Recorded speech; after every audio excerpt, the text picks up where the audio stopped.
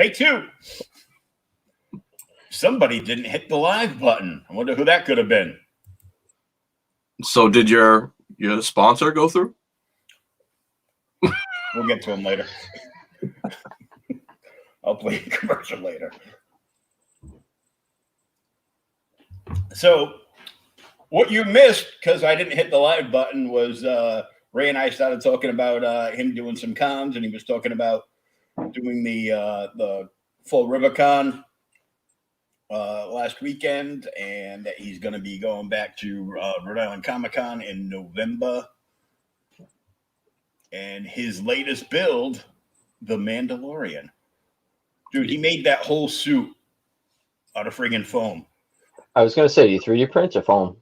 Foam. I'm a foam smith all the way. I don't even think I would have room for any 3D printing equipment. I've been, that's one of the reasons why I'm going to have to like take a little hiatus from building for myself for a while, is because I don't have much more room to put any more big builds. Majority of my stuff is always like armored builds.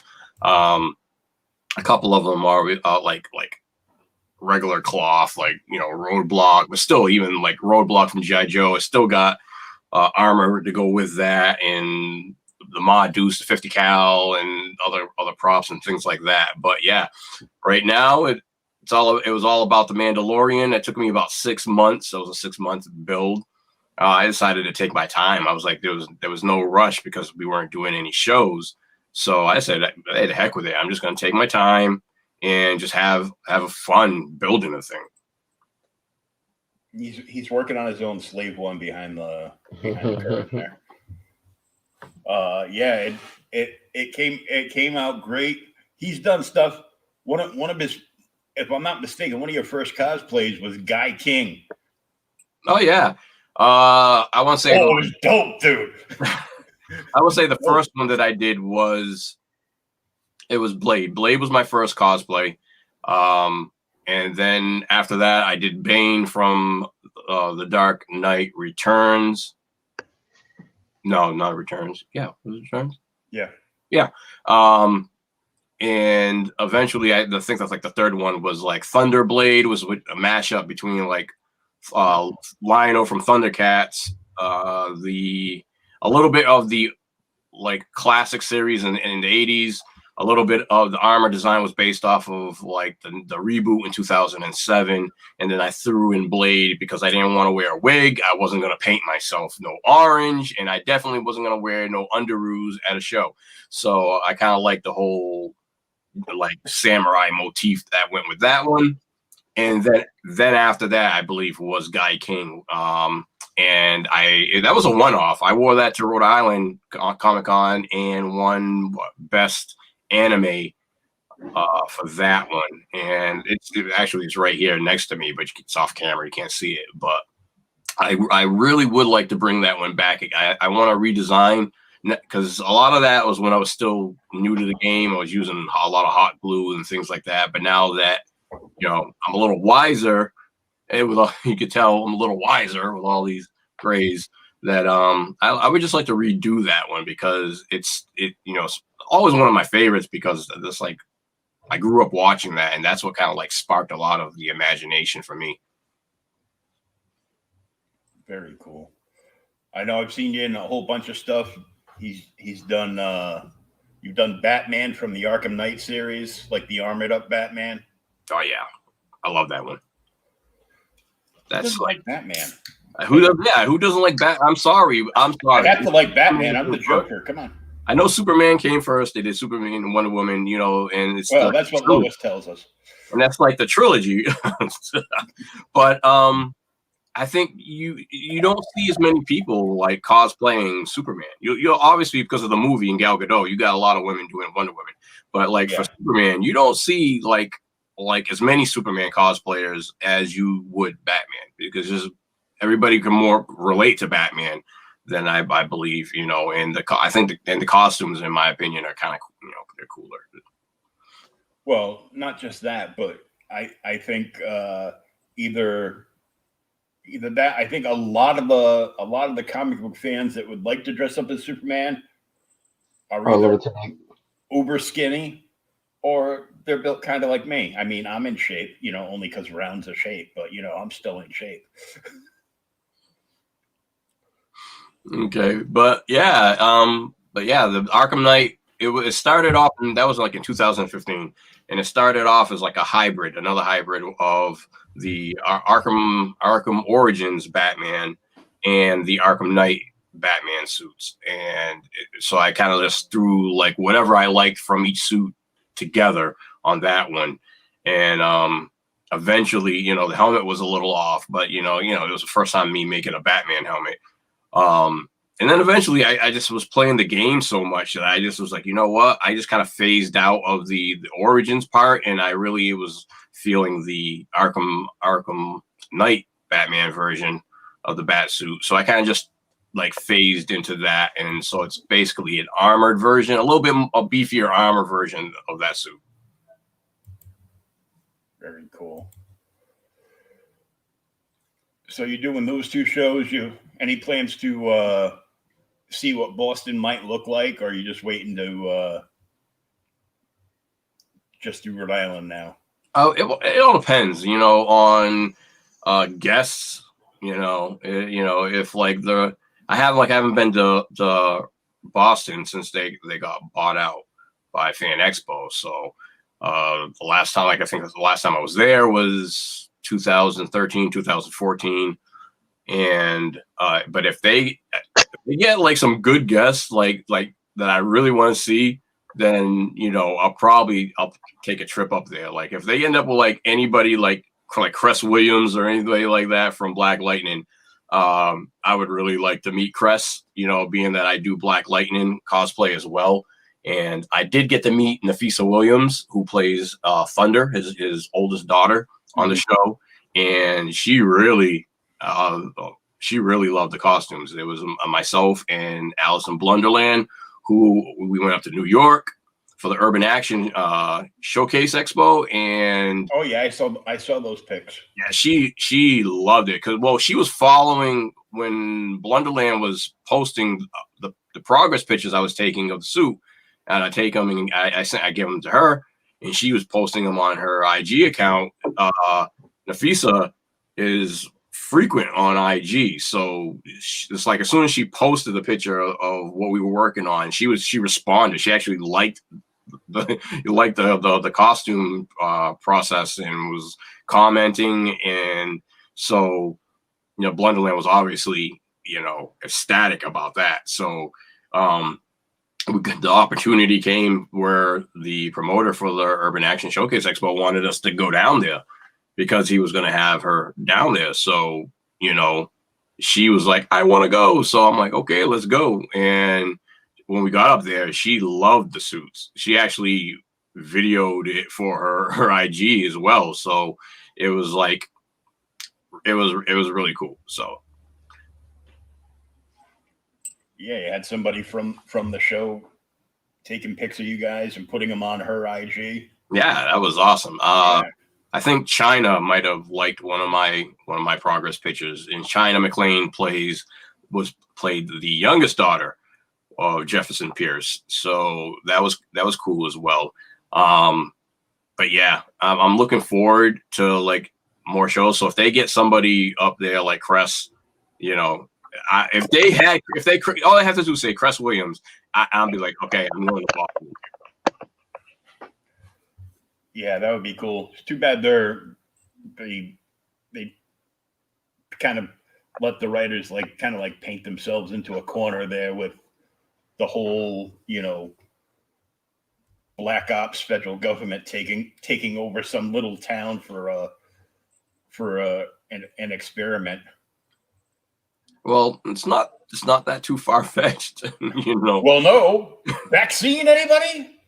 It's not that too far fetched. So, when it comes to weapons and weapons of mass destruction, the government's always going to be want to be looking into that.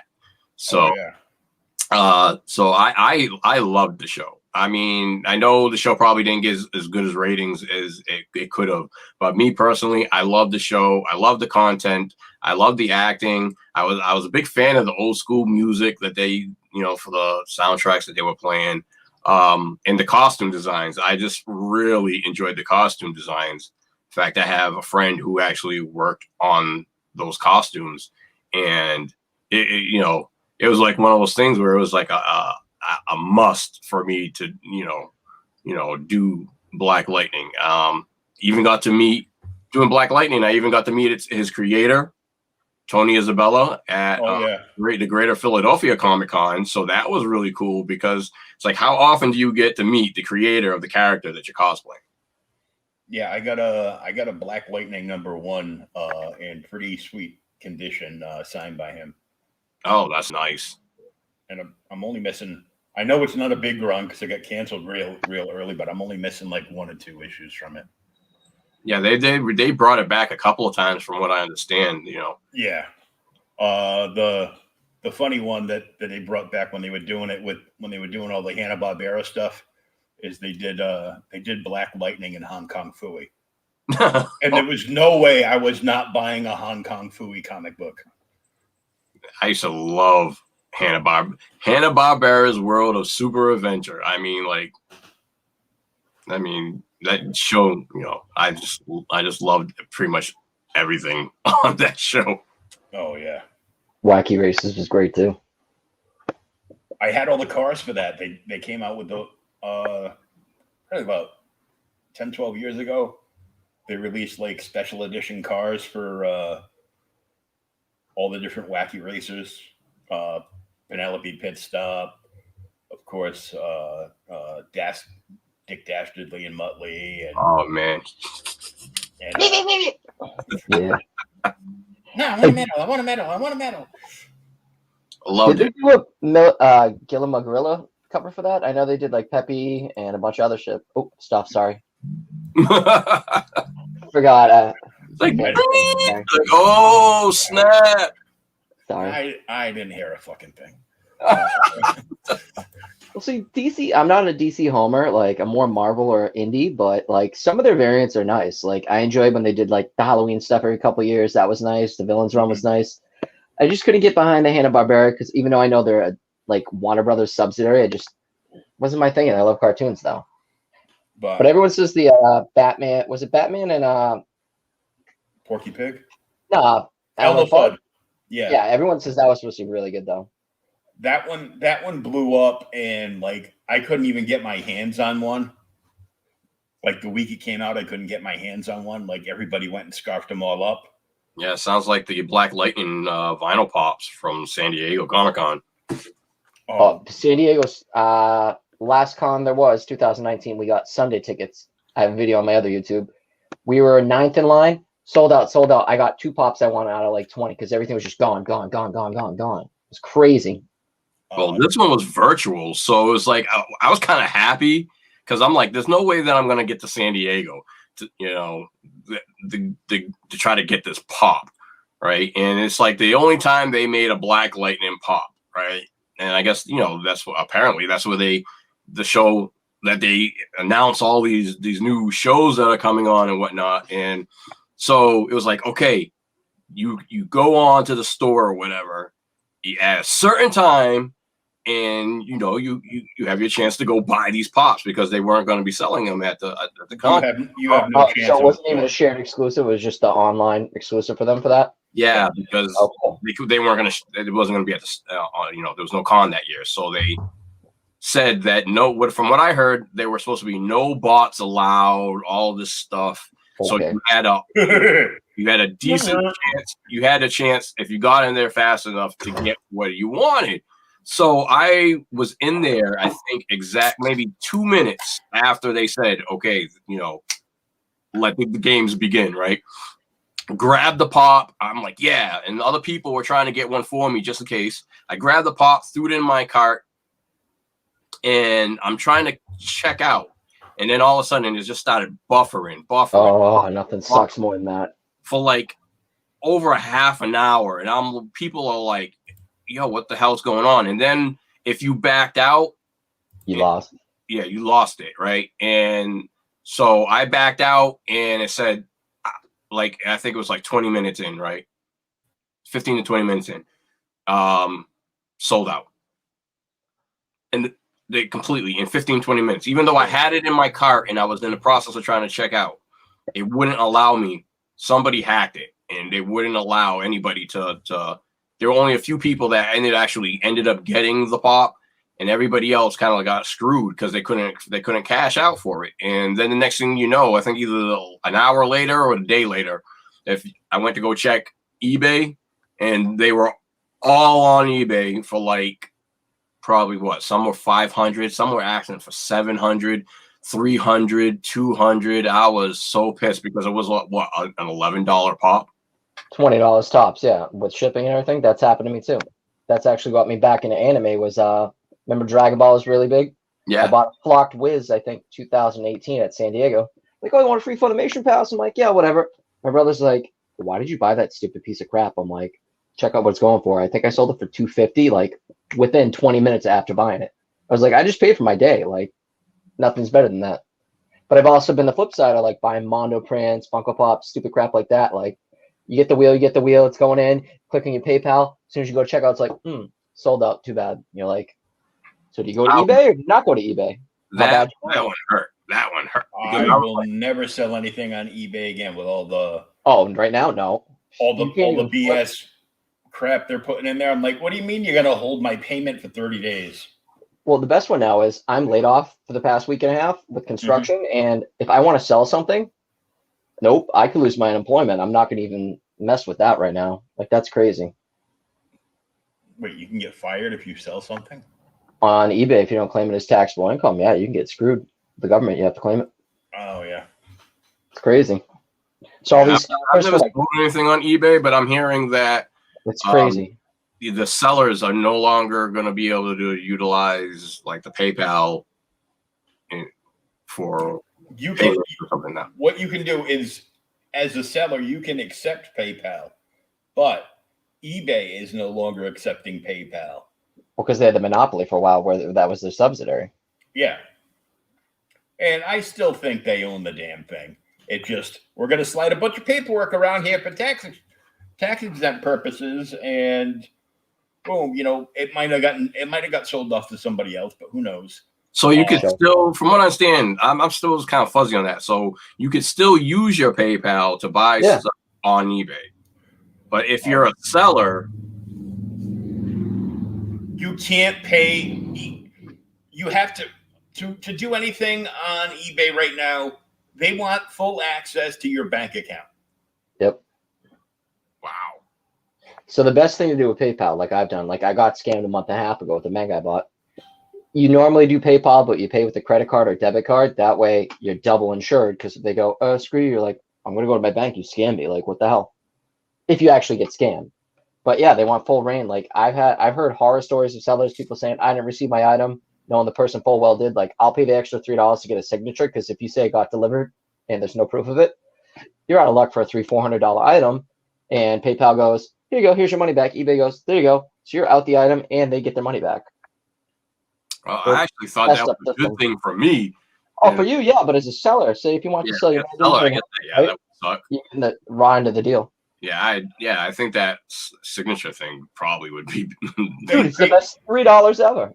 Yeah, they put in all these other rules too for sellers that they're going to hold your money, whatever you made on the sale. They're going to hold it for like 30 days. So they can play with it like a bank. They can make their money and interest off it. So they're going to make money and interest off of everybody, unless you've made 50 local sales, like to the lower 48 if you're in the States. And you have to have been a member of eBay for over you can't be a new member. You have to be a member for 2 years. Otherwise you can't do anything. Ooh. Yeah. Well, I know with PayPal too, you used to be able to like take 2 or 3 days to withdraw the money. Now it's same thing for free, but if you want to spend that extra 3%, like say if you just sold a hot book a couple months ago, all right, yeah, I just made $150. Yeah, take your $5 or $6. Give me the money, Mm-hmm. But it's just so crazy now that like I've tried Macari. Macari's not bad, but like I'd rather just sell on IG and say, hey, hit me up. But how are you gonna do it? PayPal? Like I'll accept crypto all day, but a lot of people still don't mess with that. So it's like, but PayPal, they can still trace your money too, and you get 1099 at the end of the year from PayPal. Also, Mass, Rhode Island, Connecticut, a bunch of other states too. It's crazy. There's no free money anymore to be made. I don't sell all that much, but even when I do, I don't make enough to pay in on taxes. So yeah, same thing with me. And I got screwed. Like one person that I was sent something to. So he paid me, and I told him, make sure you send it to me as a friend, And Yep. he put that he hit the wrong button, and purposes. yeah. So now they were saying they wanted my tax ID number. I talked to those people like 5-6 different occasions and told them, look, I am not a business. The dude is a friend. I just sold him something that I didn't need, and I don't do this on a regular basis. Every once in a while, I would sell something on, and use PayPal. But it was like, for the most part, my PayPal account was, and they could tell I'm making purchases all the time. So every once in a while, yeah, every blue moon, I would sell something to somebody that, maybe something I didn't want anymore. And you know what I mean? So they said, okay, well, I'll send you some money. Okay, no problem. And this one dude hit the wrong button, and then now they put a handicap on my account. So it's like, I'm limited to stuff on my account. I'm like, whatever. I'm not even gonna care, because I'm not, get that little notification in the corner all the time. Every time I go in there, I'm like, same thing. I'm like, I'm not. How many times I gotta tell you people, I'm not a business. I don't sell things on a regular basis to even give you a tax ID number, or I'm not gonna give you any of that information if I'm not a business and I'm not making like money like that. I'm just mostly buying stuff, and it was just a hassle. So I'm like, with that. But I've heard a lot of people too. Like I've seen YouTube videos and buddies that sell comics all the time. Like PayPal, they're trying to act like a bank. They can hold your money if they want to, and just go, nope, you can't have it. It's like, that's my money I've held up. Sooner or later, there'll be something better than that. Yeah, so I'm not even caring anymore. I'm like, okay, but PayPal, I just feel is just insurance for me, because if I get screwed over by a seller, you're 100% covered as a buyer. You're covered as a seller. 50-50 depends. I'm fighting with the dude right now. Like, he's threatening me. Sent me a bunch of like messages. His account's gonna get suspended for threatening me. Like, and I tried to be like, dude, just shut up. I'll send the book back to you. You already lost. He sent me the wrong book. I had an unboxing video of me actually unboxing the book. Wrong everything. He's like, F you, blah, blah, blah, just going off of me on private messages. I'm like, they can see everything we're saying. Just shut up and I'll send it back to you. Went off of me. I'm like, okay, dude, that's where you want to play it? Okay. Yeah, I got screwed over because when Trump was still office and we were going with that thing with Joe China, around that time I had ordered important stuff. Like, not it was important to me. It was 2 things from China. One of them was like a Megatron. It was like a masterpiece Megatron, and you can't. It was like I've been looking for like a really good Megatron, like a G1 Megatron, for like a while, and so they finally knockoff. It was they actually both. One was a Hasbro, one was a knockoff. Who cares? In your collection, it looks cool. Who cares? Yeah, exactly.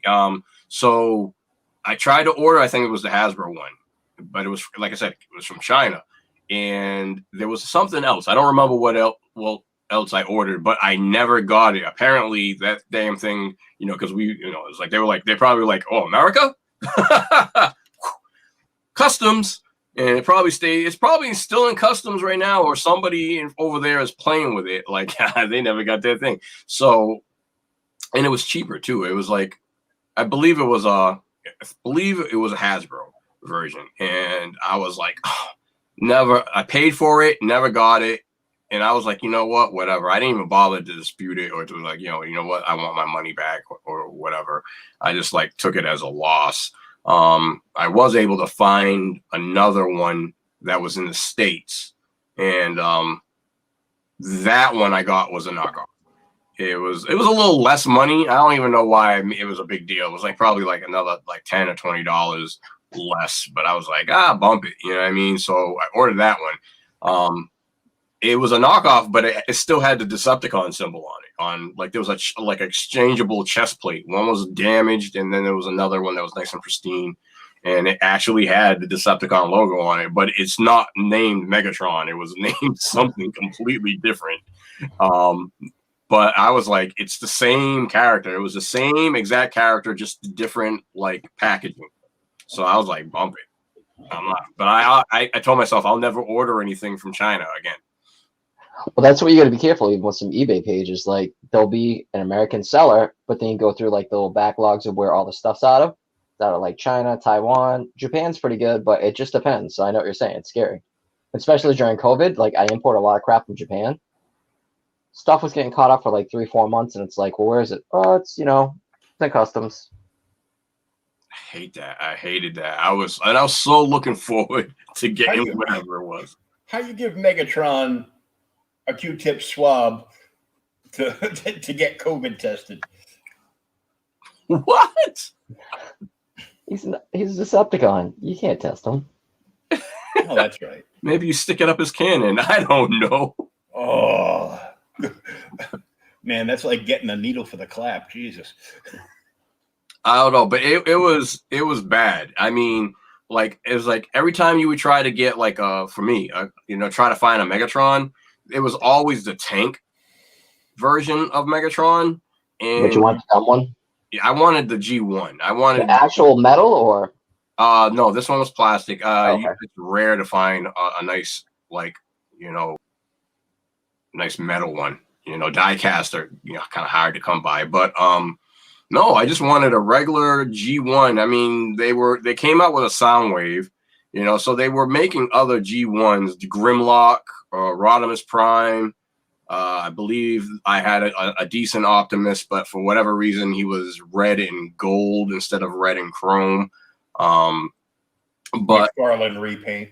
It could, I don't know. Repaint. But I thought about it. But I could never find Megatron. Every Megatron that I got was, it was either the Megatron, like 3 different Megatrons from the live action, which, and then whatever. GoBots, man. Huh? The GoBots? I was just gonna say that. I'm like, you're getting it from China. If you went on Wish.com, you could order a Megatron G1, but you're gonna get a Psykill. Ooh, damn! And I'm telling you, the one that I have he's I don't know, at least about 10 inches tall. So if I was to pay for a 10-inch tall action figure Transformer and got a 4-inch or 3-inch diecast GoBot, I'd be heated. See, but you know what I'm really into though? A lot of people don't know Battle Beast. Like the 3-inch Transformers they had. It was a little spin-off series. They're huge in Japan. Mm-hmm. You never heard of them? Oh, they're awesome. I don't know. Battle Beasts? Yeah, well, they're called Battle Beast over here. Yeah, hold on one sec. I remember the ones that would link up with the Transformers to give them like added power. What the gun masters and headmasters? Yeah, the headmasters. I remember. Yeah, I've never seen the 80s. Wait. The cool thing. Well, they had Laser Beast after, but you could actually play a game with them. But hold on. Ah, shit, the rub's not working, but if you hold them down. Oh, so yeah, almost like Visionaries. Remember Visionaries back in the day? Yeah, actually, they used to do that with the Transformers a lot. You was like, you never knew it was like Secret Wars type of things. You didn't know, never knew if they were an Autobot or a Decepticon. Still can't see it. They're just cool. Like, well, you can't see the thing; it's not lined up maybe it's still, but like, I love 3-inch toys. That's not what she said. Listen, I was wondering if somebody was going to say something. Well, I was going to ask him, dude, you didn't just blow your monkey on my podcast, did you? No, just a load. Yeah. Okay, good. This will definitely be an explicit episode, so, and it's not getting any better, so. I'm trying to not swear. I'm doing pretty decent. I think I've slipped up 3 times. I only get like that when I get really, really pissed off. So I'm good for the most part. You don't have to worry about me too much. So, since I titled the show Comics versus Manga, we have HatlessWeeb, the Nixter, What's up, guys? and he was heavy into comics for years and years, and then Switched over to the dark side. he just went flub it. I'm going manga, Yep. and it was weird because we reconnected on Instagram and Twitter, and I hadn't heard from him for a while, so I was like, "Hey, dude, hey, what are you doing?" "Oh, I'm about 50 stories up, working on Steel. What are you doing?" I go, "Well, I'm in a wheelchair." Reading What are you comics. now? You still doing magic? Now I'm back into comics, man. You're like, oh yeah, I do comics. I'm like, what do you got? I'm like, boom, boom, boom. I got this crazy variant. I got that. I get that. Like, I was crazy into like Oh my variant, god! and then buying original art, and just I was sick of it. Like, I love Marvel. Speaking of original art, I got something cool. I got 3 pages, but I don't know what one of them is. But did you ever see Akira color pages? oh, I have 3 of them. One of them somewhere I don't know, but these went up on Felix Comic Art.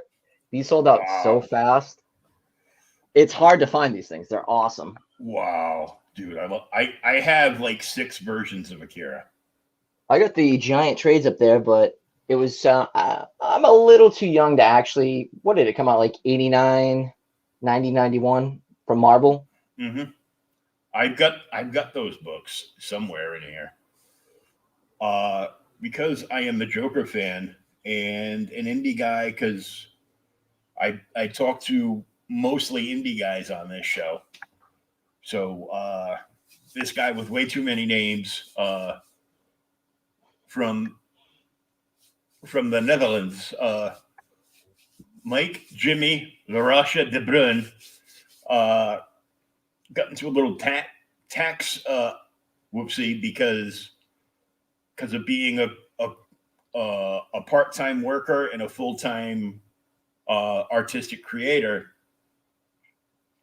They used to have a certain thing he could file to catch a break for certain things, for to do with the arts. And then after everybody filed, they went in and changed the laws before they processed any tax things, and they said, "Uh-oh, you owe us another €300 or whatever their money is." So we did a live stream. He opened up commissions. He goes, "What should I draw?" And I'm like, "Well, the Joker." So the other day, I got in this original art from him from the Netherlands of the Joker. Oh, that's cool. Mm-hmm.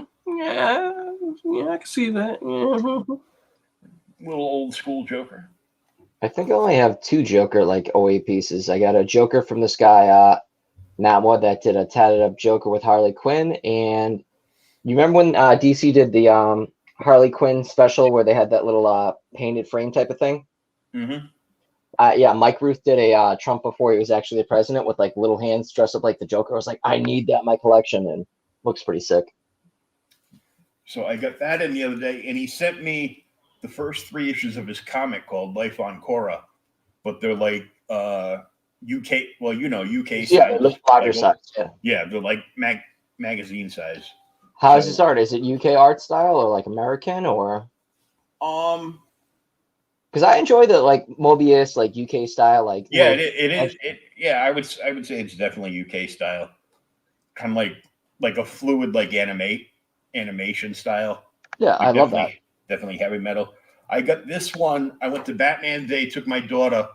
Probably saw a whole bunch of pictures online back in 2015, Batman Day. I was up there, saw matches. I was wearing my Joker leather jacket and everything. Oh, that leather jacket's sick. Have you showed that off on the show? Let's see. That jacket's cool. I remember seeing you having that one day. I'm like, that is sick. The airbrushed one, right? Up in the corner.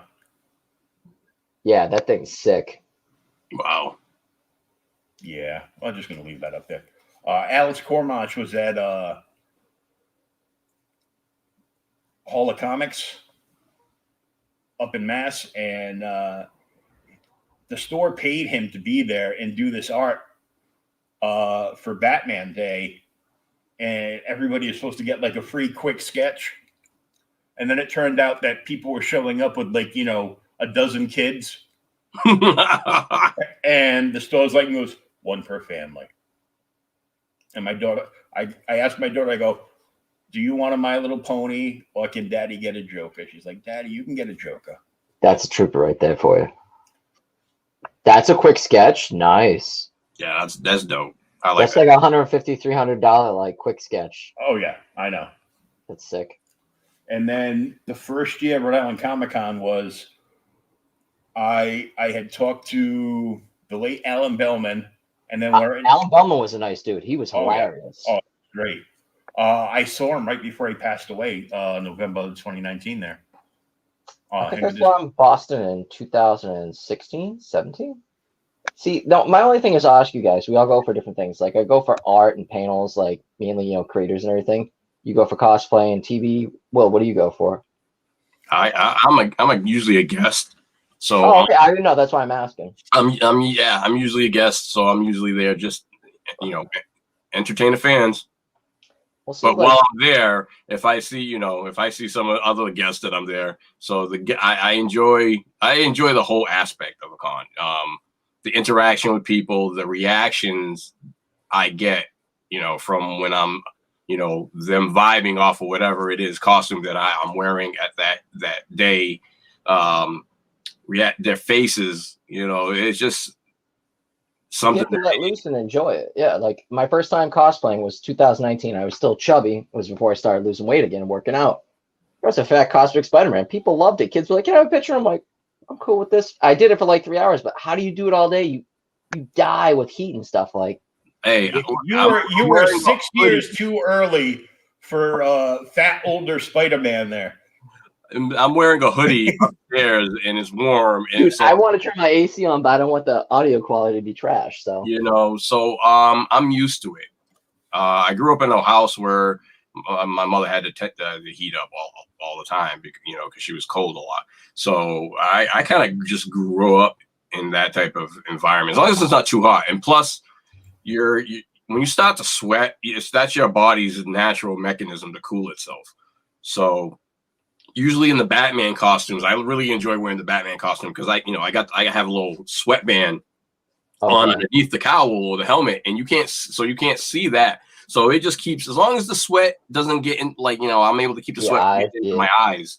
I could deal with it, and I'll be in my suit. You'll sweat, but it's not as heavy as a lot of the other costumes that you might see on the floor. The foam is very lightweight, but it's usually, it doesn't breathe all that well, so it will trap a lot of the the sweat. So when I take it off, it's on my shirt, the underclothes are kind of all sweated up. But I'm able to deal with it. I could be in the whole 8 hours in a costume, and I won't even mind. My issue is I bought mine off of China. I think it was like $300-400. Costume looked awesome. I paid the extra money to get a zipper. Totally worth it. But like, you make your own costumes. Do you actually do your own thing so you can use the bathroom, or do you need help when you go? Question. I'm not trying to be a weirdo. Like, I'm like, I can't. Everybody wants to know. It's like Iron Man. Or how do you go to the bathroom in the suit? Yeah. All of my undersuits are like, I try to make them with jeans. Okay. Even everything. I would use the same undersuit for like the mech suit Batman, my Arkham Knight Batman, my Cyborg. I use the same base.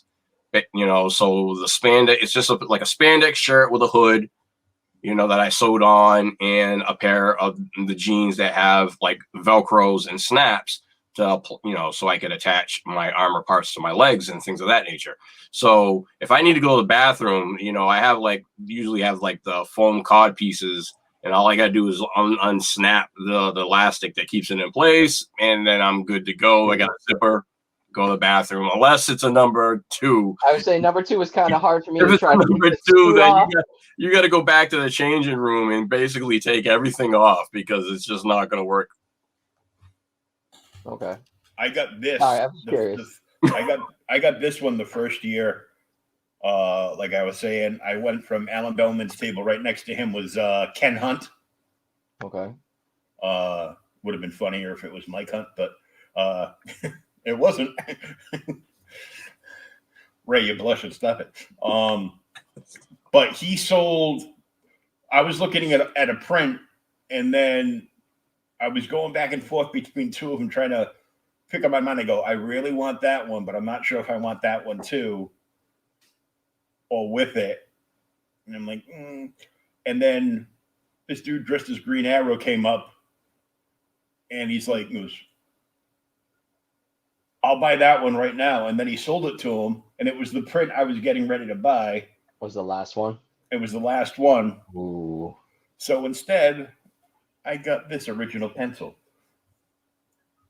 That's not bad. Yeah. Sweet. I'll take this over a print any day. Well, yeah, that's my thing is like, if it's not a glitch and it's not, archival, like one out of whatever, spending $20, $30. I mean, I have a couple right here. But I mean, I'm really into like Mondo prints and posters and everything, but I want a one of one. If you're gonna spend $200, $300, $400 on something, get an original, It's more of a solid investment than something. Damn, you guys are out of my league on that one. I don't think I've ever spent that much money on like artwork. I like to support the local artists in like Artist Alley. So like my friends, and even some people that I don't know, like $50 was probably the most that I've paid for a copy, obviously a print, but it wasn't an original. Hold on, I got another one that fit. Come on, other wall. That was like $70, but it's beautiful. Mike Henderson, you know what Mike is, right? Yeah.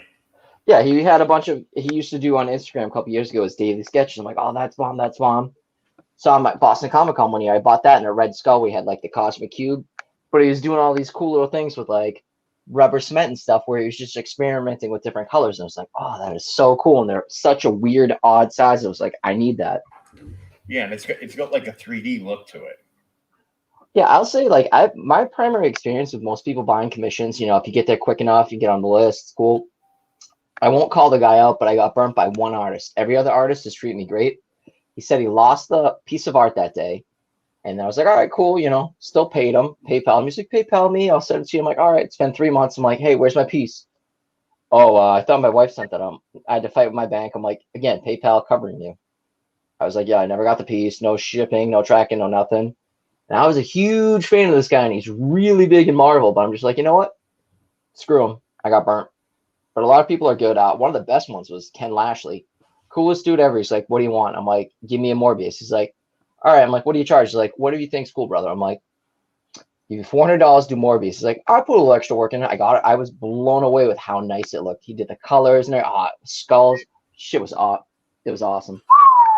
Yeah, I'm not that big of a collector. No, oh, you want to hear hurt? My first adult real page I bought was a Thanos 13 page before everyone knew that Cosmic Ghost Rider was in it, right? I had a cool page of Thanos stomping on a dude's head. I think that was like 1,600, but mold got on it. So I'm kind of hurt because mold got through my back wall somehow, and it slowly spread. I took it out, and I still got to find someone to actually take the mold out. So I'm kind of pissed about that one. Wow. Yeah, I would be too. Yeah. Definitely for that amount of money. Yeah. I would have put it in like extreme glass on both sides. No, it was archival and everything. It's just somehow out of all my man cave downstairs, I had a bunch of comic art lined up. It looks all cool and stuff. But that one thing, the one first big boy piece that I cared about, that was a really nice page. That's the one that got mold on it. Everything else was fine. Little boy me is going, $1,600. Oh my God. And then I'm looking over here. I go, well, there's about 20 grand over there in comics. There's about another 50 grand over there in comics. The only thing that scares me in life, death doesn't scare me. A house fire scares the living crap out of me. My insurance company will not believe you had what? How much? You'd be like, yeah. Do you have it all insured? No. Exactly. They wouldn't give you a I damn have thing. pictures, but no. Because I had asked my insurance company. I go, well, I have a big comic book collection. What would it be to insure that and my house?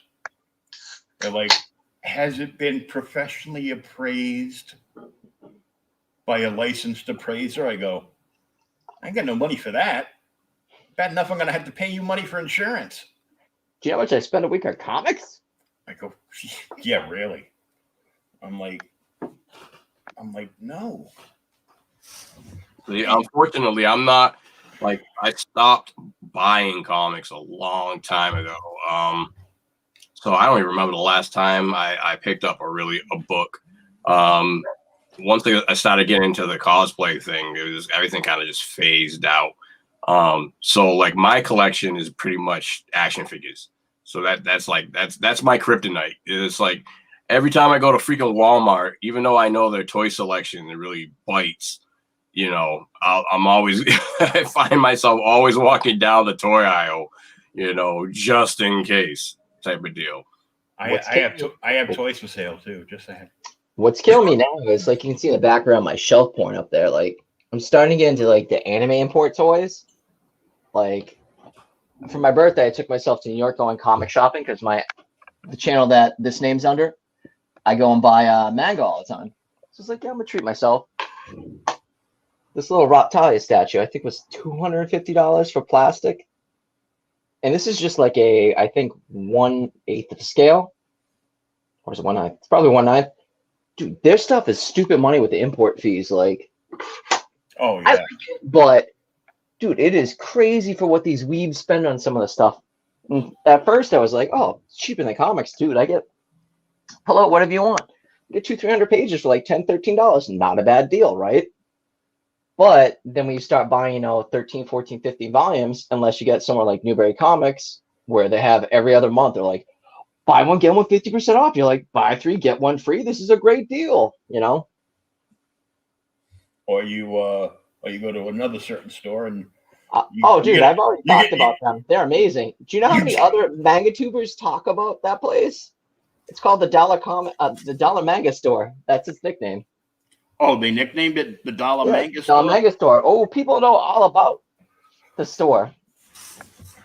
So I picked up a couple volumes. It's a nice store. It's just I'm into different weird stuff, so. Yeah. Like there's one manga toy that I would love to get, you know, as a gift, because I ain't got no money. And it is Bible Black. What? Don't worry about it.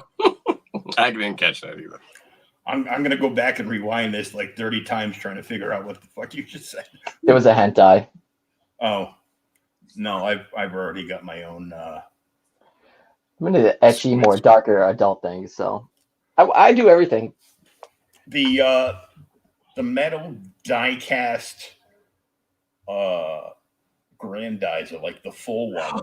It's got the saucer, and it's got the grandizer robot that will fly through the saucer, and it's got all the Magnalox things, and it's got all the weapons, and yo, that's like 500. Yeah, I know. I saw this. I wanted the same one because I'm like all that Force 5 stuff. Like I said, I grew up with that. Guy King, Grandizer, let's see, who was it? What Mazinga Z, but when I grew up with it was called Transor Z, you know. So yeah. Just showing how much older I am than both of you. They were Shogun Warriors. My mecha show is Evangelion, but a lot of kids now don't even know about Eva. Oh, I do. I used to read the God complex. I used to read the actual old Viz comics of that. I didn't. Yeah, I didn't. Somewhere back there. I didn't buy them. I just read them while I was I would just read them while I was working at the store. But the OVA movies they made after the fact, they're beautiful. Like the anime at the time was great, but it's even better. They add an actual extra female character, another mech, and it just gets crazy. They have 4 new OVAs. 3.1.1, whatever the hell it is, just came out in Japan. So waiting to come over here stateside. It's so good. Well, I think the remake they did of Mazinga Z, Is it good? That came out maybe a year or 2 ago. That I got it anyway on DVD, was beautiful. It was like modern, obviously Japanese animation, but for a character that was in like the 80s, 90s, well, late 70s, early 80s. Weren't you saying they were doing a G-Force that's coming up for like Netflix or something? They actually did a G-Force but it was I saw it on YouTube. Okay. On one of the other podcasts I was on, we were discussing it, and so it came up, and I was like, I had no clue that they had done a live action. I know they did a live action for Space Battleship Yamato. Yeah. Yeah, Star Blazers. Which was Star Blazers. Star Blazers, yep. So I watched that. I was like through the whole thing because I knew every episode, and I said I killed it for everybody that was at my house watching it because I knew every line that was coming out, and I was just talking along with the movie. But the anime live action are the same as like video game live action. Either it's good or it's really, really bad. Well, it was obviously it was Japanese for the G-Force, but it was a kaiju style thing, right? It wasn't like Power Ranger style or like Power Ranger. Okay. But it was just I can't. I was really hoping that it would have been an English dub. Yeah, I hate it. I hate it with a passion when I got to try to read subtitles and watch the action at the same time because I'm losing one or the other. I'm either focusing on the action or I'm trying to focus on trying to read the wording. Well, the thing is, you get used to it. I liked it. It was decent. It actually made me go out and onto YouTube. I went to eBay after I watched it, and I think I ordered. You got the feels and bought a toy. I know. I went and didn't buy a toy. I went and bought DVD set of Battle of the Planets because obviously Battle of the Planets started off as Gatchaman. So I was watching a YouTube video about kind of like the progression and the different versions of Gatchaman that they had. When I grew up, when I was watching it as a kid, it was Battle of the Planets. So I had ordered a disc. I thought it was going to be Battle of the Planets, and it wasn't. It was the original dub of Gatchaman. So I'm like, my memory's trying to kick in, and I'm trying to watch this, and I'm familiar with the scenes because it's the same scenes, same video, but the audio was different. The cat name and everything. You're a little bit. You guys are both a little bit older than me, but you guys remember like all the kids are like, you have to buy stuff. I'm like, do you remember we used to have to buy bootleg tapes, not even DVDs? So like whoever was dubbing it was some dude in his basement and his mom just dubbing it, and you got used to those voices. And now it's like we have professional actors. You're like, what is this? This is weird.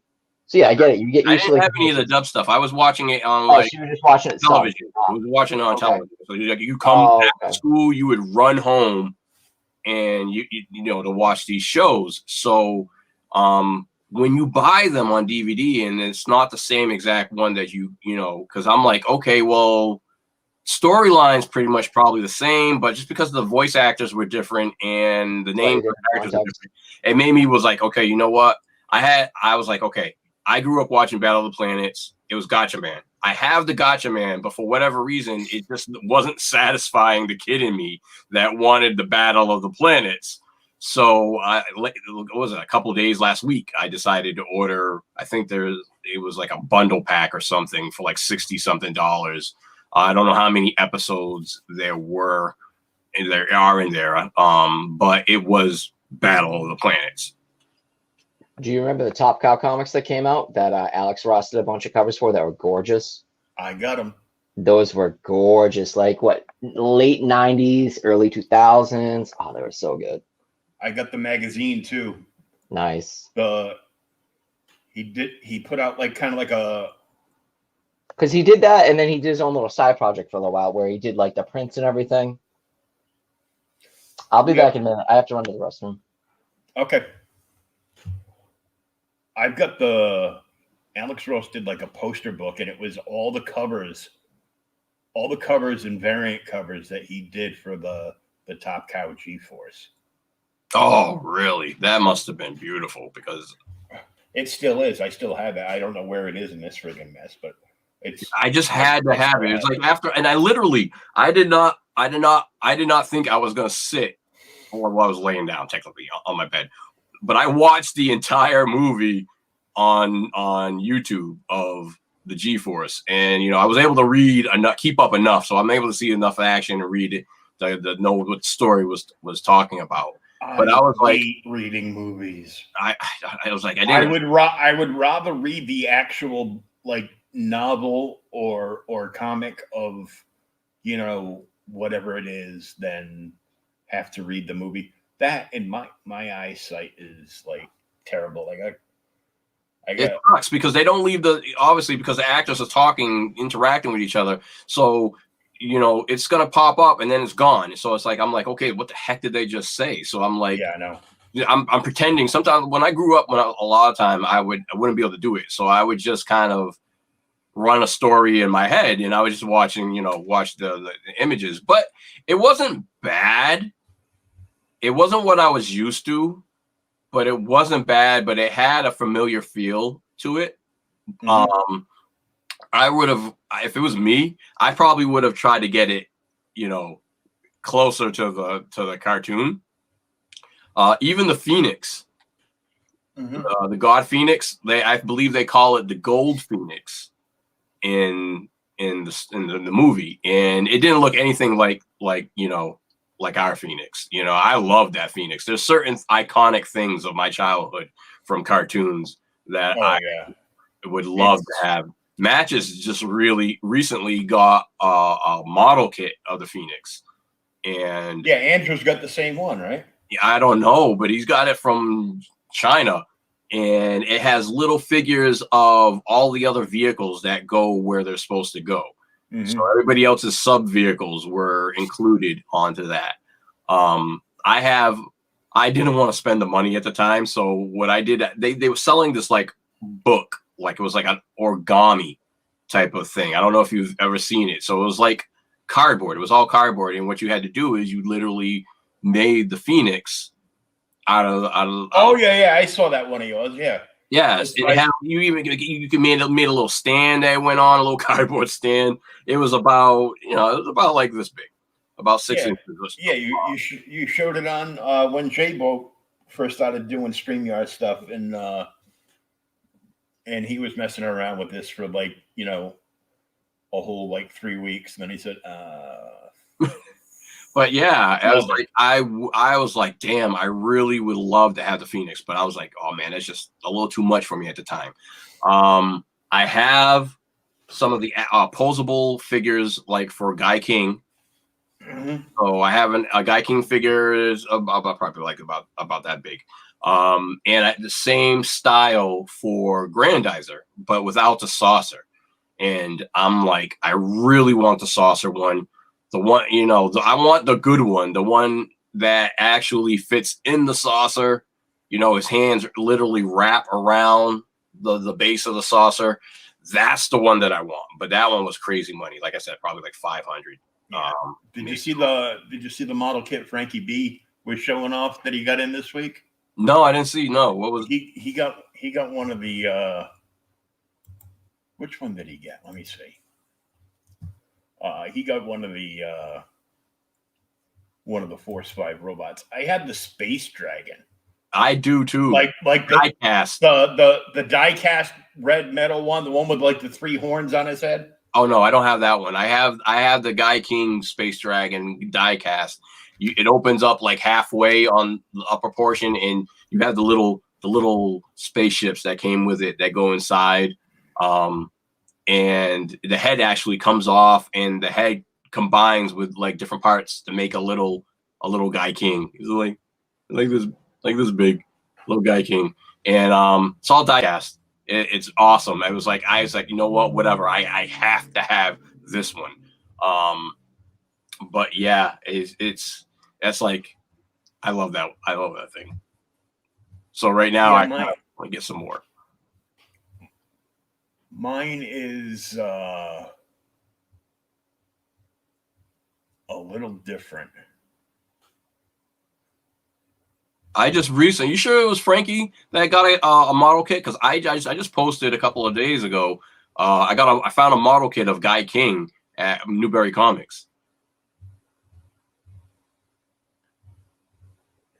Oh, I know what it was. He got like a DVD movie of one of the big robots. The one that he got in was Mechagodzilla. Oh, okay. But you know, Frankie, he's the one where I got like whatever like Force 5 artwork I have. I got it from Frankie. He drew me an original Space Dragon that I love. I still have that up in my room on my wall. It was just awesome. In fact, I think I might have it right behind the diecast Space Dragon. It was just like one of those things that I just had to get. But I really would love to get like the Star Blazers, the Battleship Yamato. I wanted to get one of those. That was really expensive. I always wanted, when it was open way back in like the 80s. I already know what you're talking about. I always wanted to go to Mr. Big Toyland there. Everybody wanted to go to Mr. Big's. I mean, where was it? In like Boston? It was south of Boston. It was like Danvers, or I don't know. I can't remember.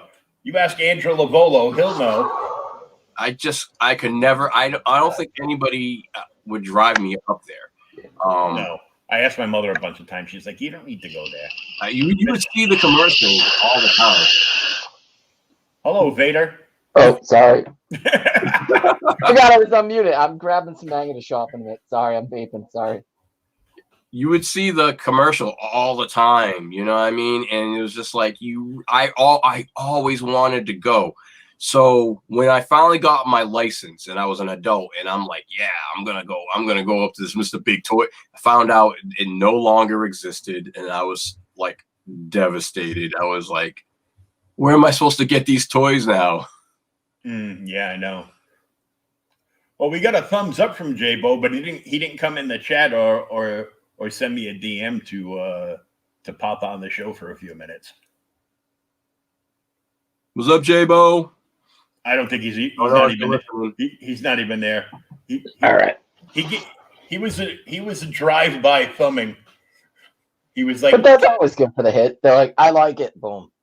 Are you guys more of like a replay type of thing, or I've checked out the show a couple times, but you used to always go on right before I was taking a nap, where I streamed from like 12 o'clock at night to like 5, 6, 8, 9 in the morning. Oh yeah, yeah, we were drinking too, so it got kind of crazy. Yeah, there were things going on.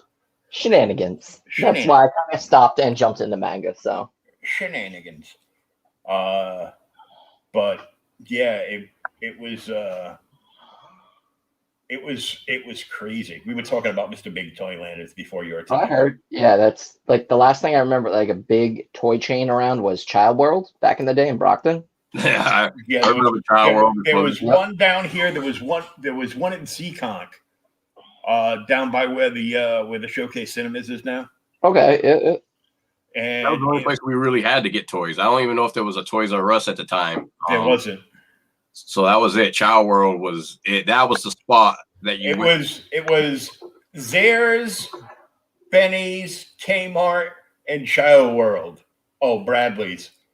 So there were like all these like little small department stores that you'd have to go cruising at to find the figures you wanted. I hope to God you found something you wanted. Yeah, and I usually did like I'd hit like a couple of different Benny's and stuff when they were open. I miss Benny's. Benny's.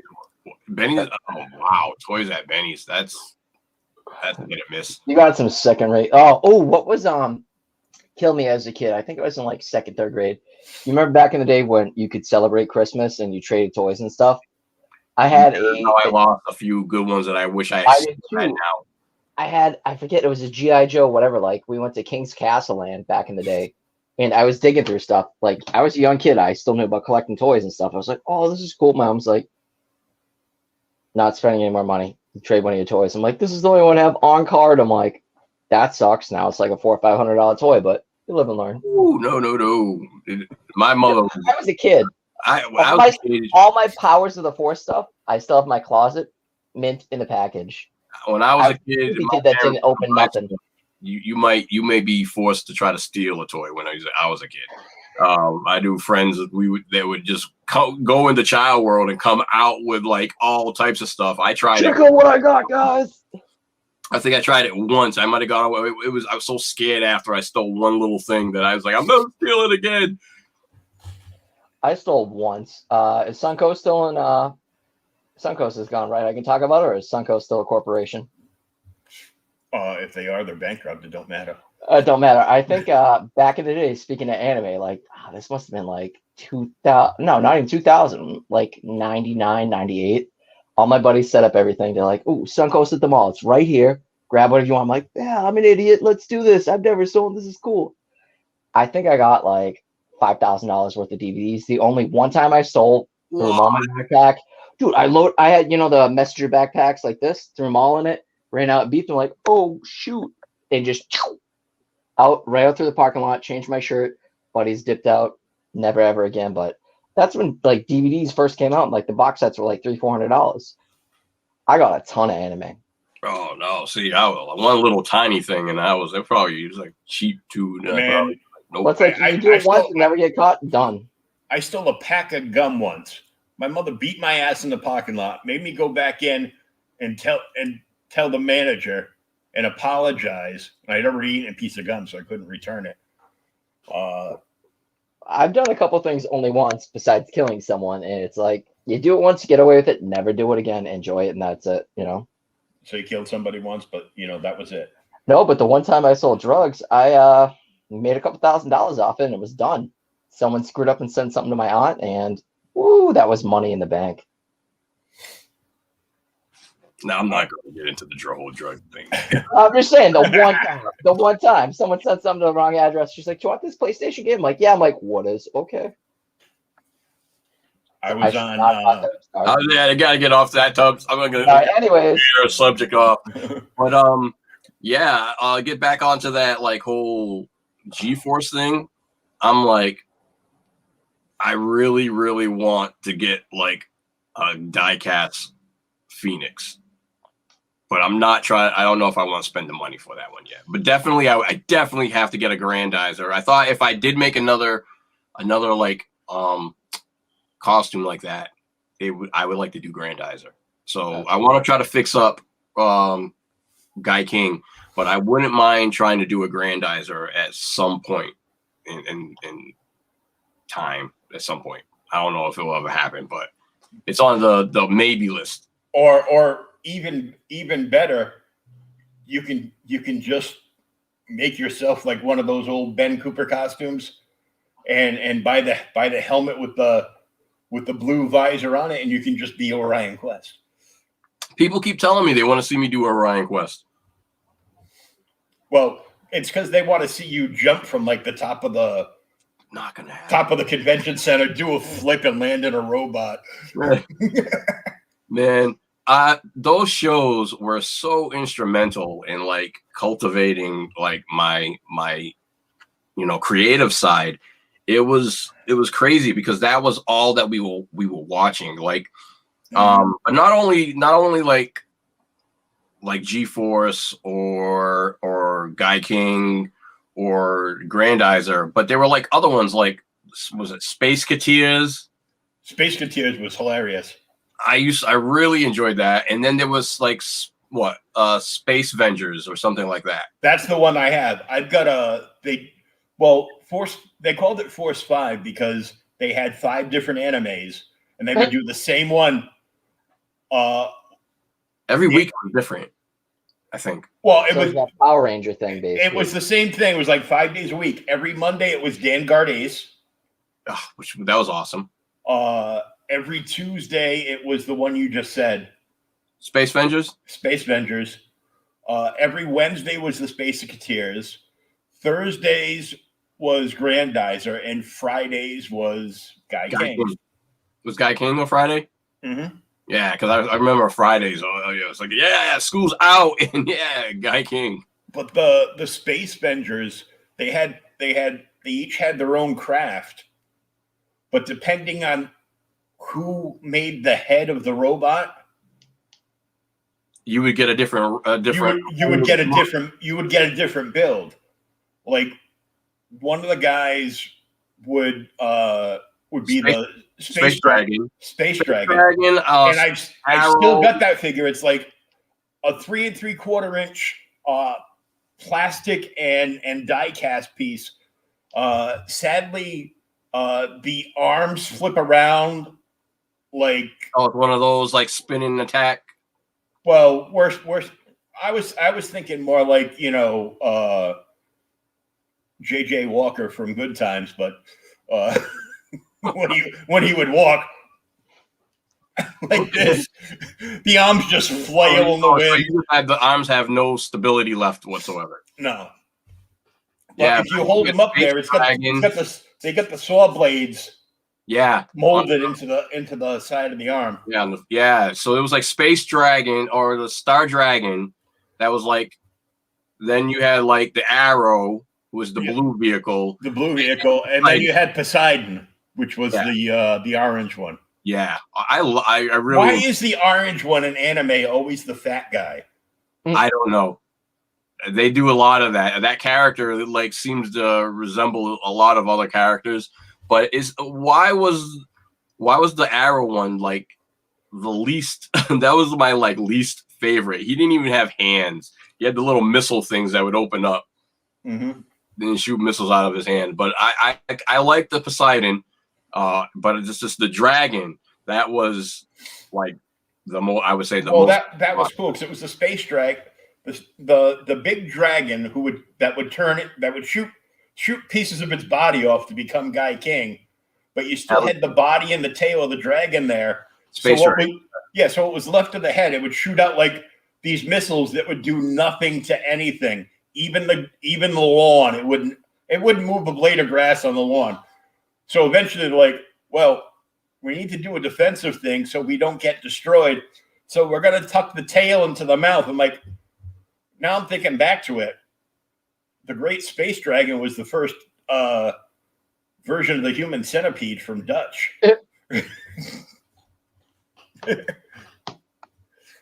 I would say so. Yeah, but you on like the one we were talking about was I think those were the Space Cateers. But yeah, like when the Space Dragon, when I was talking about the Star Dragon, I think it was Star Dragon for the three ships. But then you had the Space Cateers. I keep getting them mixed up with the Space Cateers, the Space Avengers, and then you had three individuals who had spaceships that were pretty much almost the same color, and they all kind of represented the same thing. You had like air, water, land type of deal. Yeah. And Jesse Dart was like one of the main characters from that one. And I used to love the fact how they would jump on the back of their ships and kind of like fly them like remotely on the back of their ships while they were fighting. And it was just something about Jesse Dart, man, that was just like, it was almost like a Voltron where they were trying to escort the princess on her mission to wherever she was. Because no matter which one of those cartoons you watched, there was always a girl in trouble. They all had their own version of Lois Lane. They'd be like, I'll get him. I have a 22 in my purse. I'll just drive my Jeep out there. And yeah, because the spaceman from outer space with the big giant spaceships and all the fighter planes are going to do anything. No. But all the female characters were pretty much similar. Like they were like princess from Voltron. You got a princess on that show. There was another princess. Well, at least she stepped up once in the original run. Once the other guy got kidnapped, she stepped up and took over the lion. And after a few weeks, she just started kicking butt. Right, and gave her own little pink pink uniform. You know, but I loved all that stuff, all that anime.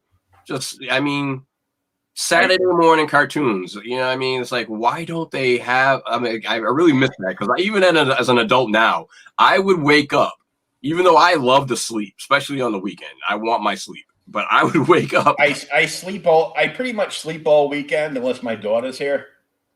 I will sleep all weekend this weekend because she's not here. And because I'm doing this all week long. I'm chasing what do you do, like 3 times a week? You're an animal. 5 times a week. Oh, Jesus. You're another breed, sir.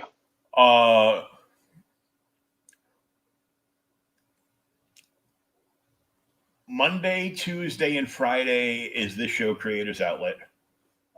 Wednesday night is the art show I do with Sean Howe. The Seanzilla art show on Wednesday nights. And then Thursdays, usually Thursdays. This week I did like an early one on a Tuesday because of his schedule. My buddy Thomas and I from Outright Geekery team up. We do Okay Boomer the podcast, where all we do is talk about old comics. Like we'll take like one old comic a week, like Gold and Silver or Bronze Age, and we'll both like read it during the week. Which, read it during the week means we read it about a half hour before we went live. So it's somewhat fresh. So it's somewhat fresh. Not all the time. The one we did Tuesday, I read that one like last Sunday, and it was like real quick. But and we do that one Thursday. So I do this 3 days a week, and then I do that one. And once a month, I team up with a whole bunch of people over in the Comic Related Madness on Facebook. They do a virtual Comic-Con, but it goes a whole weekend. They have a kickoff show on a Friday night, and then they go like 12 hours on Saturday and Sunday. That's brutal. Luckily, the last one, my daughter was here. So I'm like, oh, my daughter's here. I can't hang out.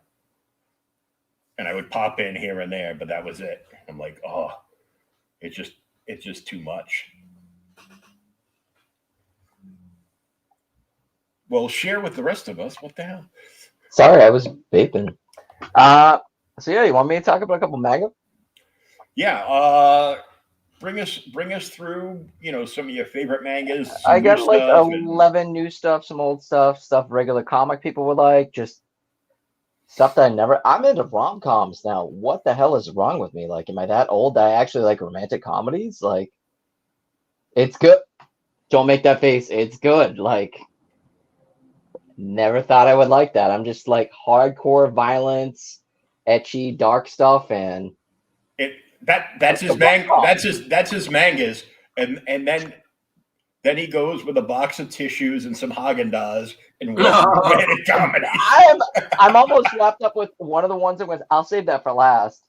I'm so wrapped up. There's one more manga left. Well, there are 14 of them. I have 13. I got to read 13. Dude, it's so cute and fun. Like, I never thought I would care about some dude who he's gonna marry. It's a harem style thing. I'm like, I don't care. I'm like, this is cute and fun. I really dig this. This is why I like manga over comics. But beside that, let's go into first one. Can I do share screen real quick or? Yeah, go ahead. All right. It's gonna freak out because it always does that. It's been so long since I've done that. Entire screen, window. I think it's entire screen. Sure. There it is. Did it trip out? Can you see this? It's tripping out in the middle. But can you see Raw Hero? Oh, nope. Oh, shoot. Yeah, it does that when you share screen on It's like Bruce Lee China. Yeah, you gotta go. I hate it when it does that. Yeah, what you gotta do is you have to go when you go to share the screen, you have to go to the very last tab, and then you hit Chrome tab. Or better yet, you just want to show us this book right here? Yeah. Oh, I can see it. Okay, well, if you can just do that. Yeah. There you go. You're on the whole screen now. There we All go. right. So this is recommended. This is more of an adult ecchi. Ecchi's just a polite way of saying hentai adult comic that I was like, why do I care about this? It's called Raw Hero. Basically, this main character right here, he's awesome. I say he, yes, he's in drag. I was like, what the heck is this? This reminds me of a Mark Miller type of thing. Dude's laid off. He's raising his two brothers. Can't deal with life. He's going on his like second interview. He's screwed up so much. Catches a dude groping another chick on the train. He's like, hey, what are you doing? Calls him out. Goes out. He's like, oh, we were just cosplaying and having fun. I work for a government agency. You should come work for us because you picked up on something you shouldn't. He's like, I don't know. Let me think about it. Tried 2 other interviews. Couldn't get the job. He's like, all right, well, what do you have? He's like, well, we're the hero organization called SAF. There's another organization called, I forget what the heck it's called. Sorry, I'm a little buzzed. He's like, we want you to go undercover and work with them. He's like, all right, cool. So basically, the other, the villains, they don't like the superpowered humans that they have. So they have a dude that looks like an elephant. They have a chick that's called Jellyfish. So basically, he's like, yeah, just show up this day and time, go to this little locker at a train station, wear the uniform, you're good. He's like, all right, cool. Gets the uniform. Guy screwed up. He was a pervert. He had his cosplay for his girlfriend / adult friend, and it was a female costume. He's like, oh crap, I'm gonna get killed. What do I do? He went with the whole storyline, ends up getting hooked up with the whole team. There's 4 volumes out right now. It's crazy. It's funny. It's something like Mark Miller would do, where you get heroes, supervillains. You actually care about the characters, but it's still a dude in drag, and he's freaking out. He's like, I don't know why I'm in drag, but I'm just gonna roll with it. So that's kind of crazy. So Raw Hero is kind of fun. It's different. Again, something that I thought I would never like. Another one I never thought I would like. Got a Netflix adaptation. I think it came out a month and a half ago. Way the House Husband. Ex-Yakuza member, right? All about the Yakuza. Meets his wife, gets married. He becomes a house husband. He's a stay-at-home dad, basically. No kids. His wife does whatever. She's into anime and everything. He goes on his little adventures, like one episode, well, one story in the volume, because they're like little snippets. You can read it anywhere. He does yoga. He hangs out with a Roomba, hangs out with a cat. He meets other guys and his ex-gang that he used to be in. And they have like cook-offs. Like one dude's a pastry chef, and they bake pastries out of his van, and they post them on Instagram to see who likes it. I never thought, this is stuff that we don't get in American comics. Like, who cares? He used to be a gang member. That's cool. And he used to be a head of like the Yakuza. But now he's just living life and enjoying it. That was cool. Another one, never thought I would like, Promise Neverland. It's kind of messed up. There's 2 seasons on Crunchyroll. I want to say if you get HBO Plus and Hulu, it's called The Promise Neverland. Basically, these kids are orphans that live on a farm. You're like, why are they living on a farm? Because they're raised by demons to be eaten. You're like, what? Yeah, they're raised by demons to be eaten, and it's the whole uprisal of the kids trying to escape and not being eaten and killed. That was awesome. Let's see what else we got. Tokyo Ghoul. I love it. This is so normie now, but like 5 years ago, this was not. Basically, it's a vampire story, but it's not a vampire story. Kaneki is the main character. He's kind of a dorky high schooler, goes on a date with this girl, Reese, and she goes to bite him, and a whole construction thing comes down and crushes them. He's dying. She's pretty much dead. They give him one of her organs. Well, one of those organs ends up turning him into a ghoul. Basically, it's a vampire. They have to eat people to survive. And Kaneki's like, I can't eat people. This is horrible. Why am I doing this? And then sooner or later, he gets, coffee me with the little bits of people and starts going crazy and gets picked up by the rival faction that supports being ghouls. And like, people are our food. We're going to eat them. He's like, screw it. Let's eat people. He gets tortured, snaps, his hair turns white. And he's like, let's just kill people. It was great. What else we got? Goblin Slayer. This is a sword and sorcery type of manga. I really like it. A lot of people hate the anime, but that's what sold me on it. The first episode is, it's a family-friendly show, right? First episode was really adult. Basically, the priestess right here, they don't have names. Goblin Slayer is the only one that has a name. Priestess right here, she turned 15. She's like, oh, I'm a priestess. I want to go, travel and go on a party, like most RPGs. She gets in a party, and they're like, hey, we're going to go hunt goblins. Lady's like, that's kind of above your role. Like, oh, we're going to go hunt goblins. It's totally cool. Let's do it. So like, oh, cool. We go to a place. They start hunting the goblins. They go down wrong turn, wrong turn. They kill a couple goblins. Dude gets killed. Girls get killed. People get molested. That's the politest way to put it. Another girl gets shot with a poison arrow by a goblin, and Goblin Slayer comes in. And he's like, "What's going on?" He's like, "I'm here to kill goblins." She's like, "Please help her." He's like, "Nope." Stabs her in the throat, kills her, and they start killing goblins, and it becomes a fun, whimsical party of just hunting down goblins, and it's a revenge story. Pretty good. Save that for last. Chainsaw Man. Volume 5 just came out. This has been out for about 6 months in America. This is awesome. This is just gore, stupid fun. I can actually show you the inside. The art's not too bad, but basically, oh, did I see a thing of? All right, you see that little dog with a chainsaw nose? He's Poochie. So this dude basically goes with. He hunts down demons because his dad owes a bunch of money and can't pay anything off after his dad dies. He still continues to hunt down demons with this little buddy named Poochie. Well, Poochie ends up almost getting killed and he almost dies, so they merge together. Poochie climbs in his chest and he pulls a ripcord and becomes Chainsaw Man. The government takes over him and says, "Hey, you're going to work with us or we're going to kill you." And they hunt down demons. It's just stupid fun gore. It's a good time. I love it. What else we got? Die Dark. This is by Kuwashada. She also did Dorohedoro. It's on Netflix. It's good. But this you guys may like because it's like a space opera type of thing, but this costume he has on is his symbiote, basically. Whenever he puts it on, he gets transformed into this badass, like, death symbol that can just take over stuff. But it's a little kid that's just an idiot, and it gets crazy after that.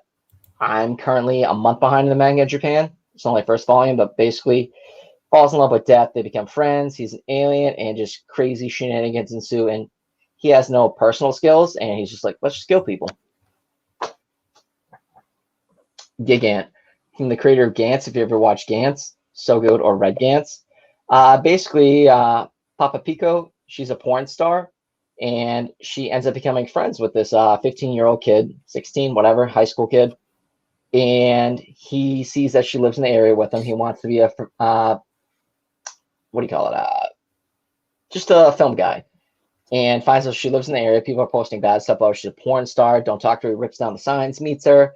He's like, I love you. Oh, and she's like, well, slow down. Ends up hanging out with the boyfriend. Gets mad. He's like, you bang another dude? She's like, no, it's cool. Don't worry about it. So she ends up leaving. Meets this guy. No, he's an actual android. Has a wristwatch that makes him grow bigger or smaller. He's dying. She gets it from him. She can grow bigger and smaller. It's like a weird, screwed up kaiju type of thing with a lot of adult stuff. What else we got? Vinland Saga. Do you guys like Vikings? Do you like hardcore, like crazy, over-the-top antics and violence? Vinland Saga is for you. I can't show you anything, but Willie brought this up earlier. Berserk, the omnibus editions. This is the best way to check this out. Like, hold on. Make sure I can actually show you art. Dude, that's huge. Instead of a little Tankobon version, that's like, what, 5x6? So good. Basically, it is a dark fantasy with a lot of adult stuff and gore, and it's great. And the one I was talking about before, the quintessential quintuplets. I love this. It is a rom-com that I never thought I would like. This guy, Futaro, gets stuck with being a tutor for all 5 of these girls. You find out he marries one of them, but you don't know who he marries. It's also like a mystery. But it goes through him teaching all of them, being a tutor, and you try to figure out who the heck he's going to marry.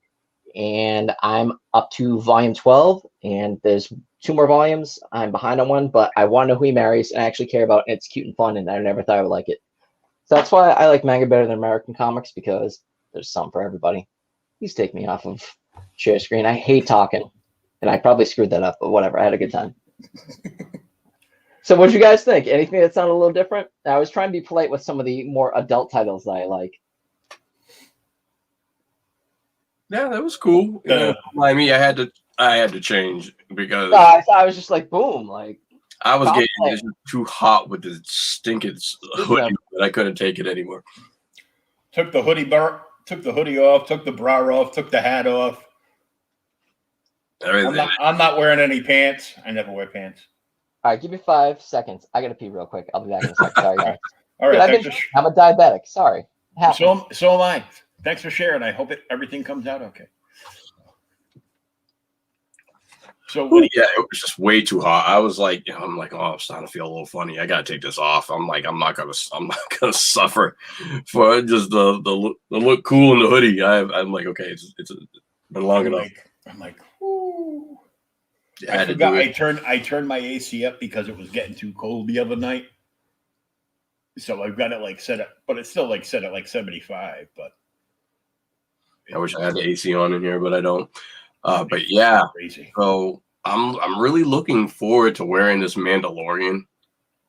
Oh yeah.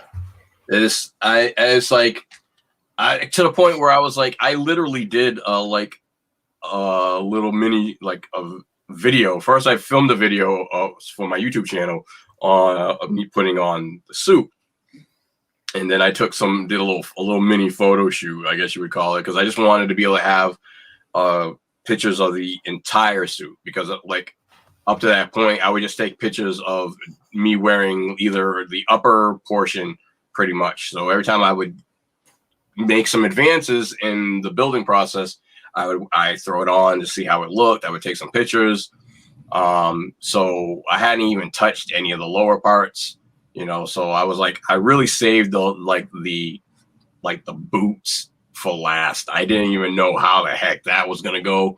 But I for whatever reason, I did not want to even attempt to do the boots. So I finally got the boots done, and I was like, yeah, I'm really feeling them now. So now I really got into it. It usually takes me, once I start actually doing a piece, once I get over the initial, I don't want to start it, then I start getting into it. And like, as it starts developing, I'm like, okay, yeah, I'm feeling this now. So now I'm into it. So it's like, you do the first left shin guard, and then you do the right one. And I'm just really excited, even though I know there's going to be like 1,000, and that's probably on the low side of people dressed as Mandalorians. I usually don't try to do too many costumes if I think like everybody and their mama is gonna do. If there's gonna be like, I'll be driving around in my motorized wheelchair in November. I'd be like, Ray, no, Ray, no, Ray, no, Jesus. I'm wondering, because they're doing a Mandalorian theme for Rhode Island. Not like obviously it's going to be one part of, but they have a theme for Mandalorian stuff. So I was like, oh, that's awesome. So I'm like, I definitely have to debut that particular suit there. So Carl Weathers is going to be there. So, I love Carl Weathers. Yeah, so he's going to be there, and I'm really hoping to get a picture with him. There's going to be, I think, a female voice actor, a few people from the television show, like the scientist, and a couple other people are going to be there as well. So it's just like, I'm like, yeah, I mean, the only thing that would get me to leave. Oh, thank God my AC came on. Is mine too loud or no? No. Okay, cool. Sorry. The only thing that would get me to leave Artist Alley and go upstairs to where the millionaires are charging collared workers a shit ton of hard-earned money for a freaking autograph. For a signature. Okay, I'm gonna play devil's advocate. Will, I get you, but we'll spend money on art. Ray, what will you spend and not spend for a autograph and photo meet and greet type of thing? I'm curious because I will never spend that money. Like, what was it? I remember there was one. Who was it? Steve Urkel, I think, one year was Jemiah White or whatever his name was there once, and I'm like, You know what? I grew up watching that show. I'll go get a picture or whatever. Then I saw what he was asking, and I'm like, no, forget it. Nope, I'm not. You know why? He was collecting money to do his startup weed business. Probably. Can't blame him. I doubt it. Get that money. So I said, the heck with it. And I went and I'm looking at him and I saw, what was the guy? I've been blanking lately today. He was in the Avengers, and he was in with Doctor Strange.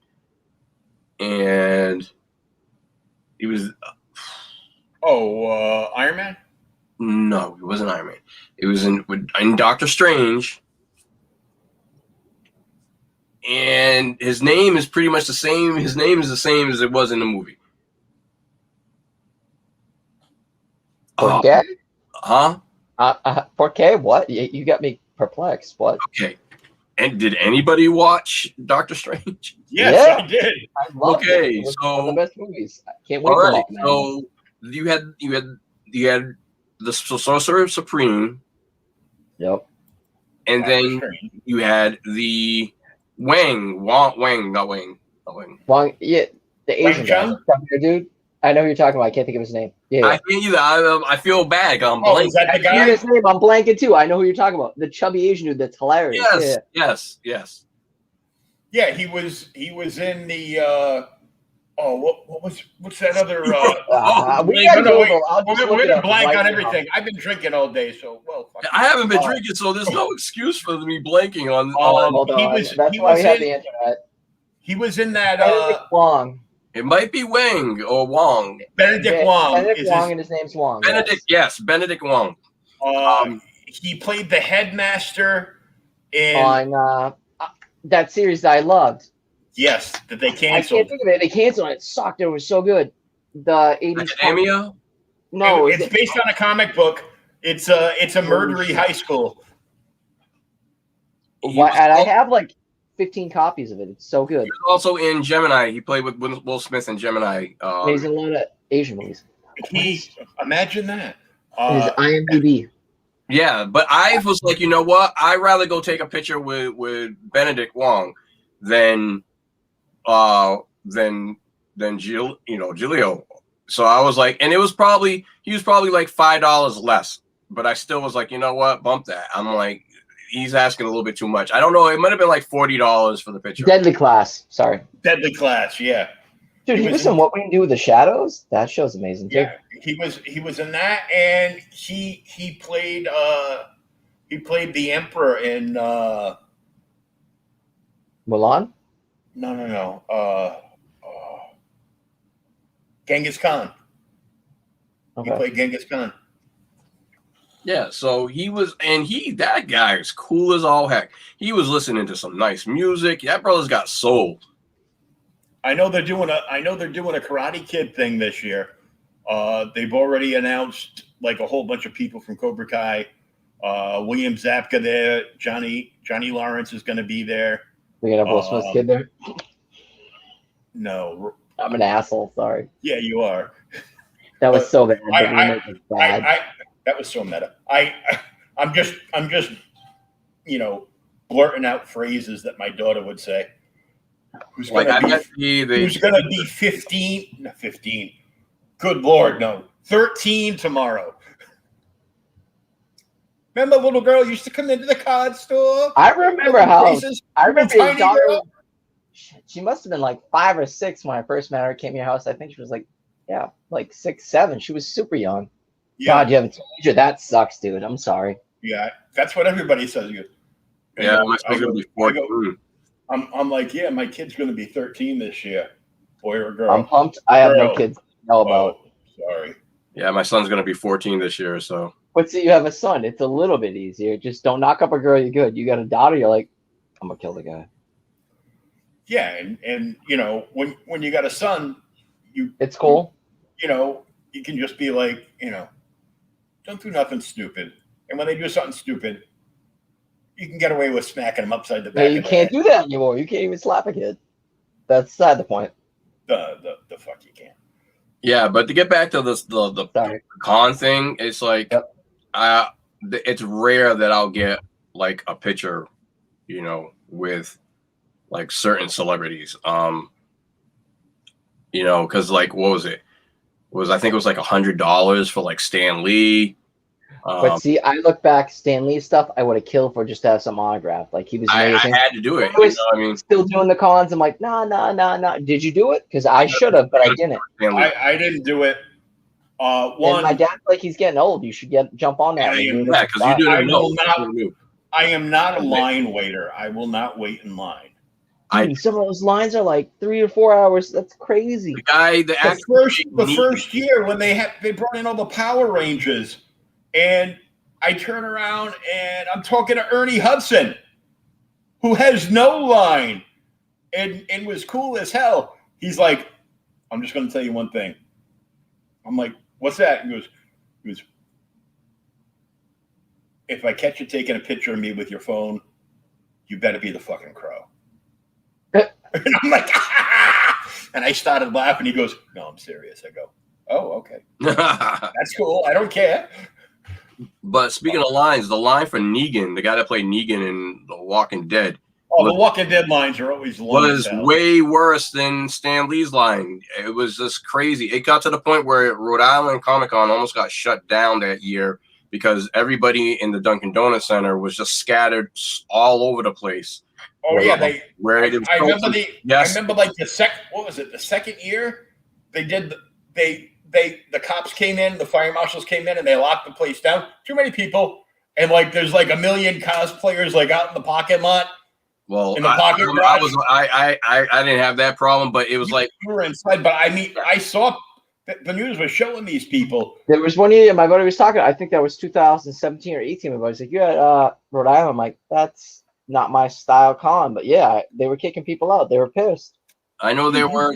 It was at a point where the fire marshal was like, "Yo, you have to get these lines in check, or we're going to shut you down." So what they did is they had everybody inside of where the dunk is, where they actually where the court would be, and they had to line them all up against the wall.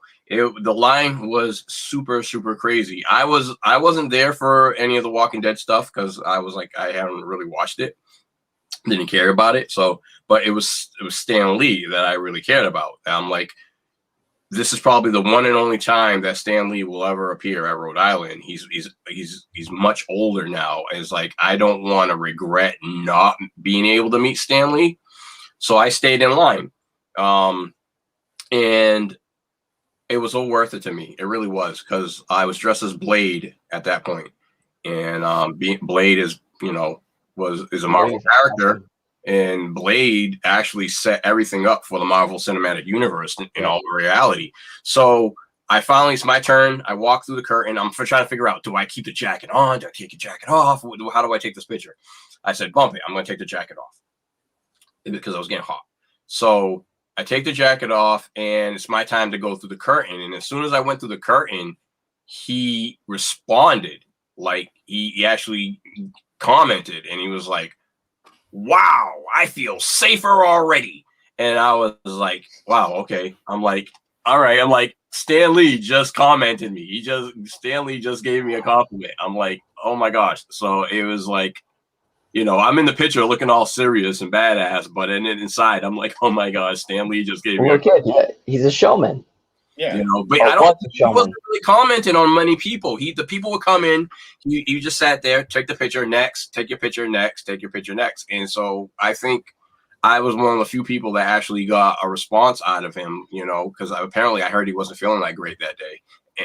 So for him to be like, wow, I feel safer already, made me feel like, yeah, my version of Blade impressed Stan Lee enough for him to compliment me. So I was like, I was just awesome. I was stoked from there on. And then he was there a couple of times. I don't think he was only there once. I don't think he was, because I thought he only did like 3 New England things before he passed away. He did like Boston, he did Rhode Island. I think he did Terracon too. Oh, maybe it was Boston. It was probably Boston, because Terracon is actually an AR show, which would have been in the Dunkin' Donuts Center and the convention center. So I think the only time, because originally I was supposed to dress up as Nick Fury, and there was talks about us going and picking him up, dressed as Nick Fury and another SHIELD agent or something. But they didn't have they didn't have the insurance for that, so he had to be picked up by professional people. So I remember that vividly. So I know that he was only there that one year, and then he wasn't. I think I thought about it in Boston, but they told me the ticket price in Boston was like $150. I think it was like 200. Yeah. Yeah. Well, what killed me was, right? You usually used to the end of the weekend, you get all your stuff cheaper at the end of a show, right? So San Diego, I think, when did they announce the Blade MCU?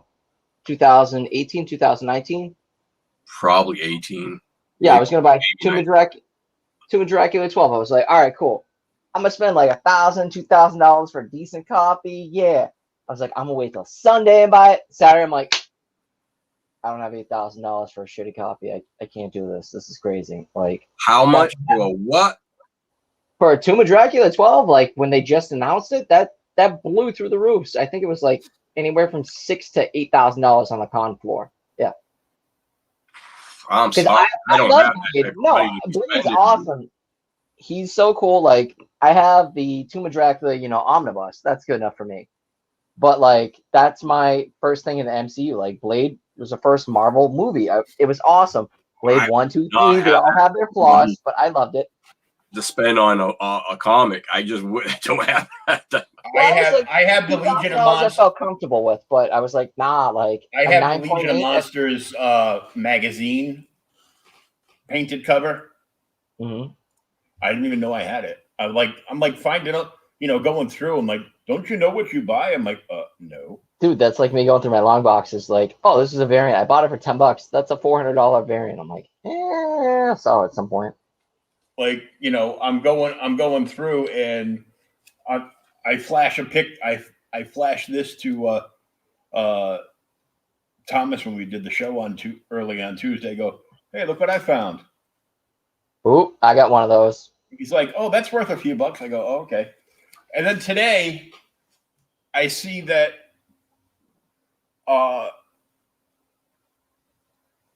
Jane Foster, Fuller #1. Yeah, that's going for like, what, $40, $50 now? You can't Not the get hip hop, the regular. just the red, like cover A. So yeah, I've covered a couple of copies and a cover second print. Cover A is. See, I've been out of touch with, like, I pay attention, but I haven't been in the market. Is about $1.25. What? Damn. Dude, my best number 2 last month was worth nothing. Now it's a $40 book. But yep. That's why I got out of the comic game. But one of the best ones was Edge of Spider-Verse 2, right? I had a chance to buy the 125 or 1 in 20, whatever it was. 2 of them. I'm like, nah, I'm not going to buy it for $20. It's stupid, another tie-in. Kill myself for that variant. But I did buy, I think, 11 or 12 of what's the different variant? Was it 3 or 4, where it had the what do you call it? The sketch cover, not sketch cover, but the character design. I bought a lot of them. Those are like $120, $140, $150 a piece now, and I paid like $8 a piece for them. It's crazy. I had 2 first prints. I just sold them. I would have bought one. That's the only thing. I had the Comic Bug issue 1 is the only printing I'm missing. I have all the other ones. But can we discuss how crazy the 2nd, 3rd, 4th prints of some stuff is stupid money that no one cared about now? Yeah, I'm like, okay, so now everybody cares about newsprint copies. Yep. Why? Because the Module is better, but yeah, because the speculator groups all pump that stuff up. I have no idea what that's like. What is that about? No, it's drunken chat, son. Shout out to Melvy. Love him. He's my brother. Mel, love your brother. They keep on asking me to come back on, and I'm like, I can't. Just it's too much for me. There. Refill up. No, but like I've gone through some of the stuff. Like speaking of Mel, like I used to pay attention to dumb shit. Like when he used to be on Unpressable Defects, is like you'll buy this, or comics heating up when I first got into comics. I think one of the best like $12 investment. Well, 2 of them were Incredible Hulk 2, the that variant. You know, the really crappy like red, green, whatever gross variant. How many hundreds of dollars that raw? Same thing with Spider-Woman Alpha. I got the 1 in 20 variant for like $15 with my discount. That's a $300-$400 raw copy. Like comics are so stupid for like, or the best one is, my debate is, and I'll ask you guys, what would you rather own? I know what I'd rather own, but giant size X-Men 1 or X-Men 1? X-Men 1 is totally cheaper than Giant Size. Why? Because Wolverine.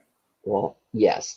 But that's the Hulk 180, 181. Or if you want to get into the dumb stuff of like the previous whatever comic had him in it for like just one panel, I don't care about that. But well, because that's the big Giant Size is the big basically Giant would kill for that. Yeah, is the launching off point for when they really took off.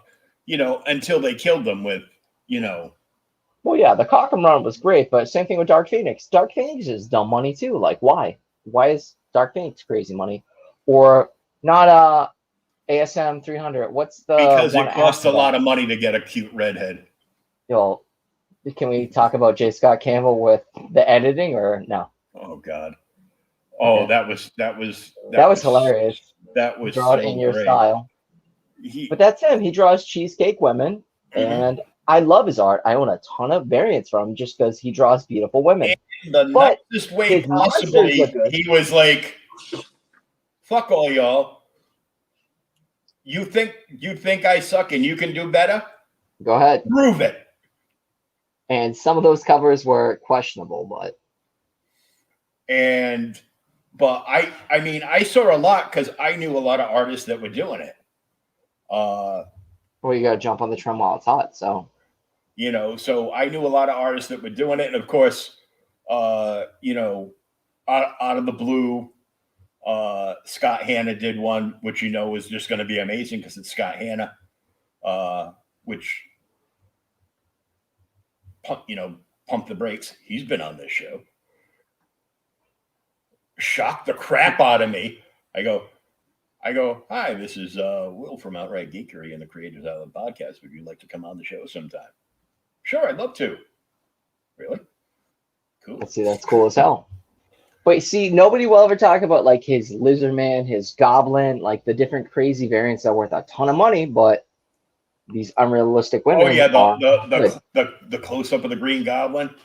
Oh yeah, or the Lizard Man. Like the Lizard Man is that whole run where he did just face shots and that whole run of ASM. They're fire and they're beautiful, but that was before I got back into comics. Those are gorgeous, but I'm not going to spend like $12,000 to $3,000 for a variant. That's crazy. That's okay. The other month I was thrilled that somebody gave me almost $100 for my my Marvel comic book card set from the 90s. Oh, some was worth money. Dude, the funniest one was, well, that's another crazy question about the market. Like, we're just talking everything. I have a ton of comics when I got back into comics, all signed, but they weren't CCG'd and verified. I have pictures with the artists or videos me hanging out with them. Mm-hmm.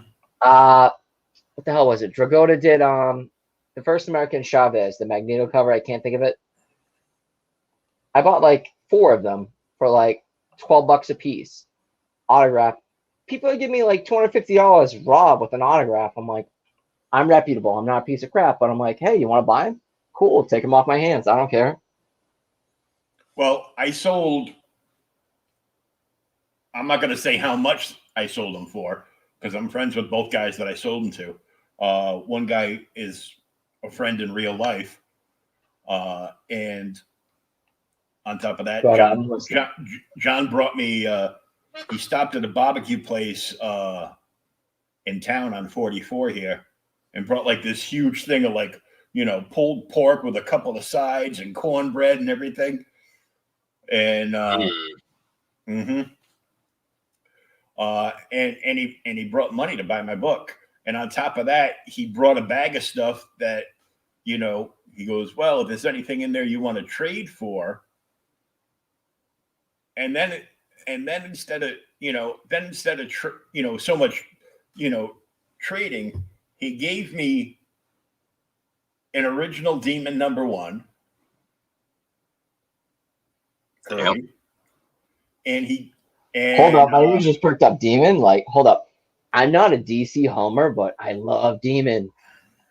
Demon is so good. Sorry. He gave me as a gift. He gave me a Demon. He gave me a Demon #1. And in trade, I took a Mr. Miracle #1. Old or new? Original. Okay. Volume 1. Okay. Kirby. Okay. Yes. Kirby and nothing. And Dude, do you know how much money people pay for like crap Kirby pages? Like $30,000 to $80,000 for like a throwaway page. That's crazy. But the funniest part is, what? Wait, the craziest part is, if you pay attention to Metal, whatever Misfits, Glenn Danzig owns so much comic art. He's like his own curator and dealer. Like he has so much Kirby, this, that, Ramos. It's crazy. Like the weird stuff you find out about people. Sorry, side tangent. Way too much money to spend. That's you could buy. That's for you could get a car for that. For some artwork, I'm sorry, car. Well, you know, when you're a rock star and you're loaded with cash, it doesn't really matter anymore. But Danzig was smart enough about it. But beside the point, like besides crappy pages, you add that Kirby crackle or anything that's significant, add 100,000. Just add that. Ooh. Yep. I mean, all right. They're just an artist. So what about their artwork makes it that valuable? Well, the fanboys, and my theory is, like, have you ever listened to Felix Comic Art? He has a whole podcast about comic art collecting. I love it. It's so good. But basically, Kirby and all the other creators in like the mid 50s to 70s-ish, they're banging out like 4 or 5 titles a week just doing crappy sketches. Marvel or DC own them, but sometimes they got them back in their rights, or the widows got them after the fact. And they just sell off a bunch of them to whoever and be like, okay, give me 1,000, 2,000. But at the time, it was equivalent money. Like the Frank Miller pages from Dark Knight, like they talk about one of the Holy Grails or Watchmen. Dude, they were passed around like a pack of cigarettes super cheap in like the 80s, early 90s. Like $25,000 to $3,000 was like the high end watermark. They go for $100,000 to $300,000. Like shit. I mean, it's my language. Shit is insane. Yes, I understand. Dude, like Kirby created these characters, but they're at the point. It's like owning a Warhol or a Basquiat. Like how much freaking money? That just blows my mind. You know, whether or not they're the creators of characters, but that artist. It just blows my mind. I'm an artist myself, but so it's blowing my mind that people are spending that type of money on artwork. It's just the older stuff though also has remarks and edits. They have whiteout. They have the word bubbles that were attached with like hot glue and or just regular glue, so they're falling off, fading, and it's gross. Like anything get like 80 to like later 90s, better quality. Before that, crap quality. And people are spending stupid money for like just falling apart stuff. Or they talked about some of the older creators where stuff is just chipped away and missing, but it's cool. You still spend $100,000 to $300,000. Or who was it? The Conan artist. They just paid like, I was watching it. I made an estimate of like $3 million. It sold for like $4.5 million. Who was the Conan artist that did Buscema? Yes, Buscema. Oh my, family friendly. Oh my god. Wow. His art is gorgeous. You get that D&D sexy, like big barbarian and sexy girls and snakes and stuff and dragons. $4 million for freaking painting. Like I'm doing something wrong in my life. Yo, that's like what I'm saying. I'm like, wow, I ink. Crazy. But well, that's why the worst part is now I've had my portfolio checked out by a couple companies. They're like, oh, we like this. I'm like, at the time I was working anywhere from like 50 to 90 hours a week. Oh, I bang this out a week. They're like, this is amazing. You get more. I'm like, nah, I don't have time. But I also heard from other guys like not Ken Lashley. Who's the other guy that I can't think of his name. Been around for, he's an OG. He's been forever. He's like, they want you to do Photoshop. They want you to fucking pencil. They want you to color. They want you to flat. They want you to edit. Everything but a word balloon. So they can pay you $2,000 a page. He's like, back in my day, you got paid to just draw. You got this. But in this new age, it's everyone's, oh, I can do it online, digital. That's cool. But guess what? You can't sell your originals. If you print one, it's a little less worth it. Or if the inker does it. So you have to think, where's the line? But when I buy original pages, it's I either want the pencils or I want the pencils with the inks. And to get the pencils and inks, that's going to cost you. Or like I have a bunch of Scotty Young because I just love his weird anime art style.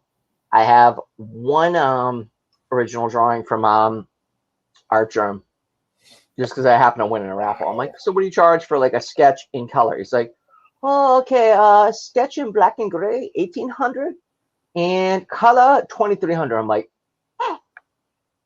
that's my whole weekend, dude. Like, I love you, but for a little, head sketch, not even a body shot. I'm Yo, like, like I said, that just I can't. It And hurt. it's going up, dude. It keeps, like, when I first jumped in, like I said, I was doing comics and like cover A, cover B. I'm like, ooh, the incentive ratios. I'm like, this is cool. I'm like, why am I spending $100 to $300 on this ratio when I can buy a page or a sketch? I bought sketches. And I was like, pages, and it upgrades from there. And they get so snobby, like, okay. Like the last one I bought was I'm in love with Silk. I have a Humberto Ramos original Silk. I love Silk. I have her variant from ASM, whatever. But I bought the Besh 2. Did you guys see the Besh with the boba tea, like that anime style? Oh yeah. I paid, I think, with my discount, because my buddy had a preview pull box, and we're doing drunken chat, and I had a 50% off thing just because I was screwing around if you order enough. I think I bought 25 copies and the original copy. Ooh, that is sexy as hell. Spider-Woman #1, Spider-Verse, Greg Land. Greg Land does nice artwork. Oh yeah. That's sexy. I've got like an Uncanny X-Men over there that he signed. That's but I was saying, really sweet. For the Besh, I paid not even under 100. I think I paid under 75. I paid cover price for the Besh, 1 in 25. Wow. Oh yeah, I just love Silk. I'm dorky. I love Asian women, and I love Spider-Man. So it's just like, I need this. See, my side thing is, like, when I get sketches, they're all Spider-Man. Just do Spider-Man whatever you can. Like, the only non-Spider-Man sketch I have, I think I paid Ben Templesmith like $400. He did Doctor Strange, though. It looked really cool. He was summoning a demon. It had like a tentacle coming out, and I'm into that weird stuff. So I was like, that's cool. I've got a variant of ASM4. So I've got like the regular, Oh, dude, like full painted version, but I've got the variant of ASM4. Well, see, my thing is that is all mini mates. What? I've never heard of ASM4. Was only the regular and the Silk variant. Excuse me. There's another one? You need to show this to me and talk to me if this is real. Well, ASM4. I can't find it now. The one with Silk, but yes. ASM4. It was a mini mates variant. I tried looking it up and I couldn't find it's not listed on the thing. Hit me up like tomorrow. Like I'd be interested in that. Like, I don't care about comics, but I love Silk. Like, I'm a sucker for Silk. What killed me is I couldn't get somebody to give me $2 for my regular. I'll give you $2. Shit, I'll give you $20. Fuck off. I tried like 3 years ago. I tried selling my ASM4. No one cared about them. And I started it. I go, just give me a cover price for this one, $5. You have any keys? Now you can get like $100 for it. He goes, you have any keys? I'm like, that's a key. I'm like, this is a key. Well, you have any good keys? Wow. That's a good key. And I'm like, I'm just shaking my head. I go, can you be more specific? Okay, do you have any old Silver Age keys? Yeah. I go, yeah. Do you have any new US dollars? Because it's always the people that like want stuff but won't buy anything. Like I've got like 2 long boxes of Star Wars Dark Horse stuff. Well, that stuff's heating up really hard right now. And you hit me up, but I'm just not into Star Wars like that anymore. Yeah. But when I went through there, I also found 2 Star Wars books that I know for a fact I never read. I bagged and boarded them at the shop, put them in my bag, took them home, put them in a box. And they are Clone Wars #1 and 2. Yeah, that's money. That's money. Clone Wars 1 just shot up over $100 again last month. It's So it's like a $1,200 book raw.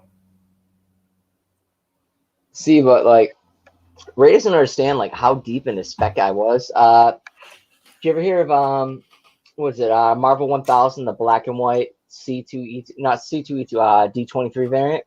They made 30 of. Oh, the Mickey Mouse one? Yeah, the black and white one. I bought one because I was really into buying stuff that I couldn't get, and then my brain goes, I don't care about it. Me and my buddy ended up splitting it. I think we made $8,000 off it. We sent it out to get graded, and it actually came back at 9.8. It wasn't the same one, but the 9.8 sold 2 months later for I think $23,000. So we're kind of mad, but dude, I put $800 into it, so I couldn't care. Like I gave away the color from my buddy's podcast. I think the color at the time was like $900. Like I have stupid comics. You buy shit and you don't care anymore. It's like who cares? Like same thing was. I had they would do this giveaway box on Drunken Chat.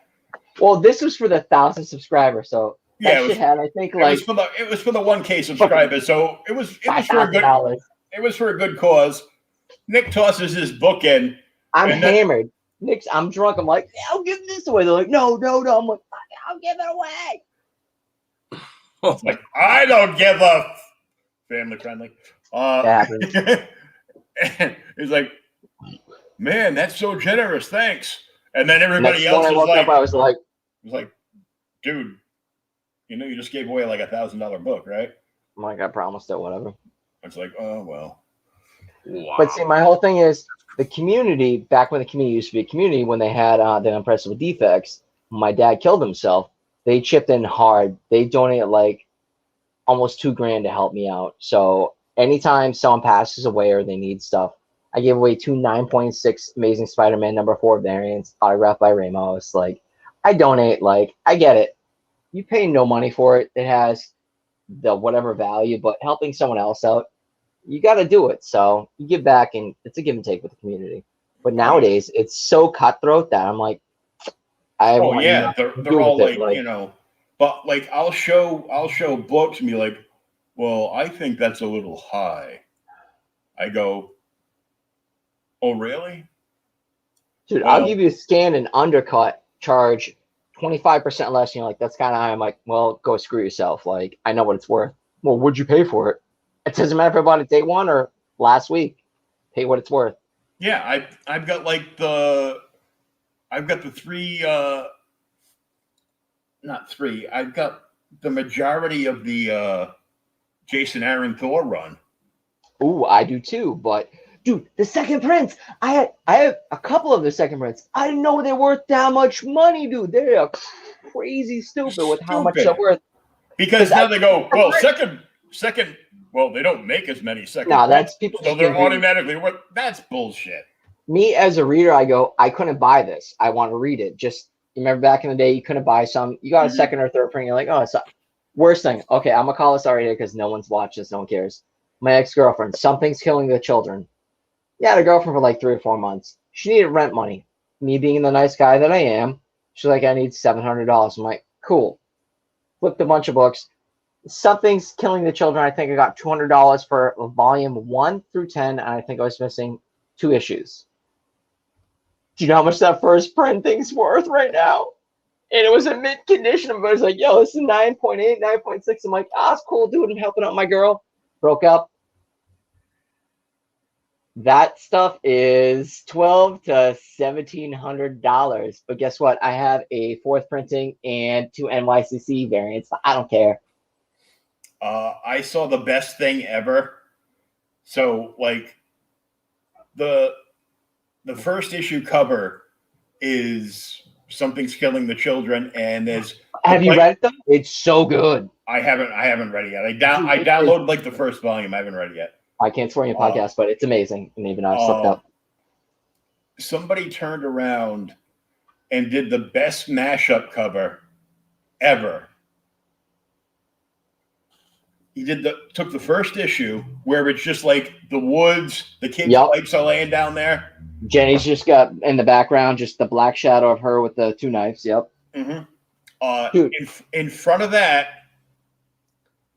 the artist drew Anakin, that pose from the Something third. Killing, I posted Yes. that a while ago. That was amazing. The blank cover was just like Anakin's like someone killing children. He's like, shh, youngling. Yeah. This one was just Anakin turning, looking over his shoulder, and it's that famous pose of him, and I'm like, wait a minute, do I have it on here? I can find it if you can share it. Give me a sec. I gotta go to my Instagram, but yeah, I posted that because that made me laugh so hard. Well, But another one that's really good too is Boom's actually doing pretty good. Like Boom and Boombox. The one that actually went really harder than Something's Killing the Children was the King Arthur series. What is it? Once in Future. Once in Future is really, really good too. oh yeah, it's super hot. No, Dude, I love that. I've only got it on my tablet, so. But yeah, Oh, I have all the different printings because I was balls deep in love with that. Like it was a great series. What else is good? Did you ever pay attention to when Skybound's doing their when Sean Kirkman, Robert Kirkman's little brother, does the live from the vault things? No, I don't watch it. Oh, dude, you can get deals. You can get 9.8s of like foils for like $90. They go for like $400 or $500. Yeah, but it's my PC, like, well, for me, everyone's like, flip it. I'm like, no, that stuff's for my PC. Like, why are you crazy? I don't have that kind of money, so I'm like. Oh, you have children, adult bills. I have adult bills, but I'm children, so. Well, I'm on Social Security because I'm disabled and in the wheelchair and everything. So. You're still. Oop, never mind. Another time, another thing. Be back in a sec. I wish I had the money to buy stuff like that. I wish I had the money to buy stuff like that. What? That's I'm still bugging out at how insanely expensive but that's awesome for them. You know what I mean? To get paid to do, that type of work. It's just unfathomable to me. It's like, wow, really? I mean, because I really wanted to be graphic illustrator for the longest time. I have a comic book I was developing, and but I was doing everything by myself. I got burnt out, so that was and then I started doing the cosplay thing. So I kind of just like phased out into another expression of my artwork.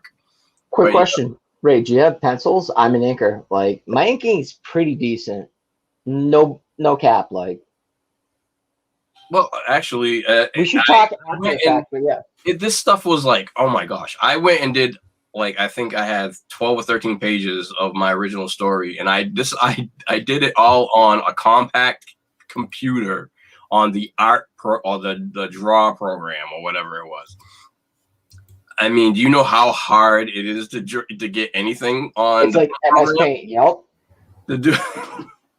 But I still have it. They're actually right here. And don't make me go grab my fucking. And it's just a quick. Woo, there you go. That's all. It's colored and everything. Okay, I was just like, asking you have pencils, sir. That's so. Yeah. My so thing I is can't saying even. Your lane, what you're good or not, and like my thing is, I'm good at drawing, but I was vaping. My whole thing is I can draw really good monsters, whatever, but faces so hands. It's a little minute details. I can't do hands. I can't do close-ups of feet, but I can do fabrics and stuff. But I was like, oh, you're a Leafield. Yeah, well, I could draw feet, but I can ink like a mother effer. But my whole thing is like the companies are like the little crazy weird details that I get into because I do it hand. Like, I get the microns and do super tiny stuff, brush pens, whatever. Yeah. But everyone's like, oh, I do it digitally. I'm like, you can't resell that. And it's just the different feel of having a page in your hand. But I need to get your information off of Will after if you want to talk about it. Like, I just want to screw around and like have fun with it. Yeah. So I went out and bought all, the computer. Me too. I bought 1117 printer, like cleaning up. Like the Mac. I think all I knew is that they would, I was looking into how do they do the comics now? How do they do comics now? Yep. And so the research that I found was, okay, most people are using a Mac computer. So I went out and bought a Mac. A friend of mine sent me his Photoshop software so I could do the inking and coloring or whatever. And I did the first page, no, the cover. I did the cover. And then I had a crash of something. Something happened, and I lost. Oh, yep, hours. Right, and I didn't save it, and that's why I learned the hard You have that auto save. So I had to redo it. I had to do it all over again. But luckily, I had the cover, drawn on a piece. Well, yeah, the originals. Hard copy. So I rescanned it, and then I recolored everything. But it was just too much, So it was like I was doing everything by myself. So I kind of like said, yeah, okay, I'm gonna take a little break. And I started getting into the whole cosplay thing, and then my switch, my attention kind of switched. So I was actually able to do 3D art, opposed to the 2D stuff. So I was like, and that's where my passion's been since. Has really been eventually I plan on finishing that book. But your issue you don't realize is there's 7 different layers, which you did realize. You have your penciling, which is totally fine. Inking, writing. Totally fine. But you don't realize cleaning up and then the flats and all the other stuff that goes into, like, I can do flats decently. I can't color to save my life. But like even word bubbles, like those subtle little different things of like, do you ever read a comic, you see a word bubble, you're like, that looks like trash. Like, why'd you use Comic Sans, or why'd you think that looks good? Mapped out, it's just whatever. But yeah. But my thing is, like, I'll spend so much time cleaning up the pencils. Like, I think 2 of the worst ones I ever had was Inhyuk Lee, because he doesn't finish like gapping everything. Like, I inked really nice over them, and a dude from Marvel was like, we like it, and a dude from Top Cow was like, we like it. But you missed this and this, but your backgrounds are super detailed. I'm like, dude, that was a micron like 0.003. Like, but it's stupid stuff. But if you're digital, you can just go boop, boop. But it's different doing hand art or digitally, which is crazy. Like I said, I burnt myself out because I had the story since I was probably 17. I was developing characters in high school. And Image time or a little bit before that? Image? I'm assuming you're like 40s, early 40s, or no, I'm more 46. Oh shit, I'm 37, so I'm sorry.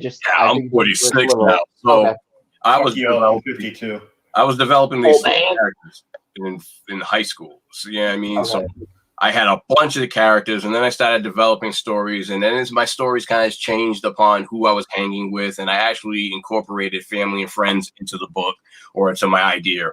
And I did probably 4 or 5 versions of trying to draw this thing out, but it's like it wasn't there. And then the next one was a little better, and then the next one obviously was a little better. But excuse me. But then I was like, you know what? I really want to do this right. So like, how are they doing this, professionally? And that's, like I said, that's when I started doing the research on, YouTube. I want it to match. Sorry. And we're all bald. I get what you're saying. I went to comic panels for like 3 years straight of just saying, hey, what do we need? Like a little mini boot camp, and checking out everything online. You need X, Y, Z, Z, Z, bought it all. I'm like, which this is before I got back into construction. I'm like, I'm working retail as a manager doing 50, 60, 70, 80 hours a week. You don't have time for that. Or if you have a family, God forbid you have a family besides a freaking work life. Yeah, you're done. It was just hard for me because, like I said, I was trying to get another family member that was an artist to work with me. He was too busy. The worst part doesn't pay, like, and it was just I just burnt myself out because it was like, okay, I had to come up with the idea, then I had to come up with the characters, then I had to draw the sketches out, then I had to pencil everything in, then I had to ink everything in, then I had to, like I said, do the word bubbles, then scan everything, then clean everything up. And I did a lot. Like I said, I did most of that on the Paint program. So you did that in MS Paint program. I could show one. I'm gonna mute myself, but MS Paint back in, that's hard. Even Autodesk, like I used Autodesk for a while to clean up, but I think every year I spend like $300 to $400 on all the what the hell do I use? Adobe. but it's worth it. But the sweets, back in the day, you used to get cracked keys, so it didn't matter. But I bought my MacBook so I could do, the video editing, but I still have my Wacom and all that. But dude, you gotta spend the money, which sucks. Like Yeah, I used to spend money. I bought the 11x17 printer just because I was tired of going to Staples whenever I need stuff scanned or printed. But then again, it's cool. But then again, you have to buy the ink. That still costs about the same money, but it's better being at home. Okay, so let's see. 2002 is when I did this. Whoa! Okay, so that's back in the day, yeah. 2002, and what I did to put this book together, I literally cut a bunch of paper and stapled it in a book form. A And zine type of thing, yep. what? No, I don't know if anybody else has done this for a mock-up, but it basically printed everything on sticker paper and put the paper on the page on one and then the other side. So dude, I've been there before Comic-Cons, just getting my portfolio together, doing stuff like that. Well, that's not bad for 2002, dude. Like, and this is all on the paint program. But it's funny because you said 2002, but that's got that Watchmen like color tone feel. It's cool, but again, 2002 was almost 20 years ago, which is the funny part. So I get you. So that was me back in the day when I actually still had hair, and but it's all paint. I mean, and but that's all you had besides Adobe back then. Paint was just nobody I knew was doing. Nobody I knew, any of the artists that I knew, could not do what I did with the paint program. At that time, the best color, the digital colorist was like, because I was used to like Image topped out, like D-Tron and Wall were doing crazy stuff. But other than that, like, no. I mean, it was just, and it still blows my mind. Like, I see how people do digitally now. Dude, Artgerm is my hero. Like, I have such a hard on for that dude. Like, have you seen his pencils compared to his digital? They're both beautiful, but he can do all the different mediums. But you see some people that are like, oh, here's like, take you right there. Boom. Here's your head, face, whatever. They screenshot it and draw over it. But other people are just like, shh. You're like, yeah, oh so it's crazy, beautiful. So I do that. I was literally having to blow up images and use I didn't know how to use, like, obviously I didn't know how to use Photoshop. So I'm doing all this with a little pencil. You're messing around figuring it out for yourself. And it was just, I did 13 pages like that. That's a lot back then. That was way too much, and that burnt me out. It really, really burnt me out because I was just like, that's just way too much for me to do that by myself. And then when I decided, okay, I want to redo it, and went and got all the necessary stuff, it was just like, I'm by myself. The funny part is everyone looks at me like I'm crazy. Like, I get balls deep and crazy into things like comics, this and that. Like when I got into YouTube, like I spent probably $8,000 on my camera equipment. But that's because I get super passionate into something. But same thing with comics. Like I have a ton of Copics. I have the printer. I have the this, that. But give me a sec. I'll be back in 1 sec. I'm going to grab my portfolio. Tell me what you think. I'm just curious of inking. Like I'll show you the blue line plus the regular with inking. Mind or? No, I don't mind. Will just like vanished. I don't know. Maybe he had to go to the bathroom. Well, I'm not even going to the bathroom. I'll just be back in a second. See, that's the worst part. No, I'll wait until he comes back because I hate like leaving me by myself. Dude, I podcasted for like 4 years straight, drunk or not, and they're like, "We gotta pee. I gotta do this, or deal with my wife and my kids." I'm like, hi guys. So I'm Nick. Yeah, I'm the comic relief, and I do crazy stuff, but I don't like. You notice when I was talking about the manga, I'm like, yeah. I'm like, oh, and stop, get off me. I don't like it like that. Like it's weird. All right, you back? I'll be back in a second. I'm gonna grab my portfolio. Well, that was weird. I'm pulling back up, and all I hear is you saying, "Stop, get off me."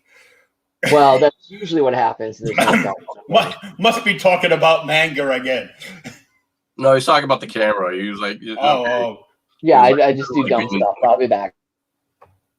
Yeah, so we were talking about like how I was basically burnt myself out trying to do this, develop this comic book, and I was just using the paint program, and nobody did it. Nobody. It was just. Nobody could work that paint program like that. Everybody was like, "What? You did this on the paint program?"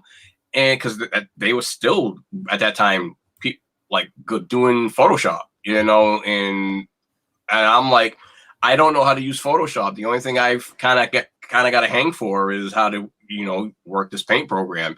And it was like, so it's like a bunch of pixels type of deal. Even the pencil and everything, it was nothing like, Photoshop. So it was like to do 13 pages. And it wasn't like, if I wanted to give it like high scale type of deal, but it was cool for me, but when I wanted to redo it, like I said, I went and bought necessary, computer stuff, and friend sent me, Photoshop software, and I had to start learning how to use that. I did the cover twice, and then I just kind of got burnt out again. And I'm like, I don't know, this is a lot of work for like one person to do by himself. Because I realized that, usually there's a team of people to do, books, or at least two. And for me to do it all by myself, it was just like, man, I'm like, you know what? I'm like, I wanted a family member, a cousin of mine who was artistic as well. And I wanted him to, work with me, learn the process with me, but he was too busy doing other things. So, I just like, okay, I'm just going to have to do this by myself. And like I said, then I started getting into cosplay, and my whole passion shifted. It just went into a different medium of expressing my artwork. But I still want to finish that book. You know what I mean? I want just so I can say I got a book published, whether it's self-published or not, just to actually, finish the story. I want to tell a story, and you never know. Maybe I'm really praying to get this book, really finished. Because I might just revamp it and reinvigorate the story. I'm hoping, it's been a while since I've drawn anything, so it would be kind of nice to get back into, doing some artwork. Because I'm like, okay, I'm seeing people are showing me some of the manga stuff, and I'm like, okay, well, it's decent, in my opinion. It's like decent artwork, but I've seen, other books where the art were like artwork. I thought artwork was like, wow, phenomenal, straight comic book style, and then you got the manga style, which are the two different corresponding styles. So I'm like, okay, I could fit somewhere in between there. Okay, before you show anything, I just want to let everybody at home know that Nick wants everybody to know that. Dude, my only this is adult. It's not adults podcast, but for the money, what I would do if people pay me enough money, I have no shame. Just saying. Yeah, but to the manga, like Scotty Young and Humberto Ramos is what I love. Like, it's that in between American and anime style. I love that, and that's one of my first pages. Okay, I'm waiting.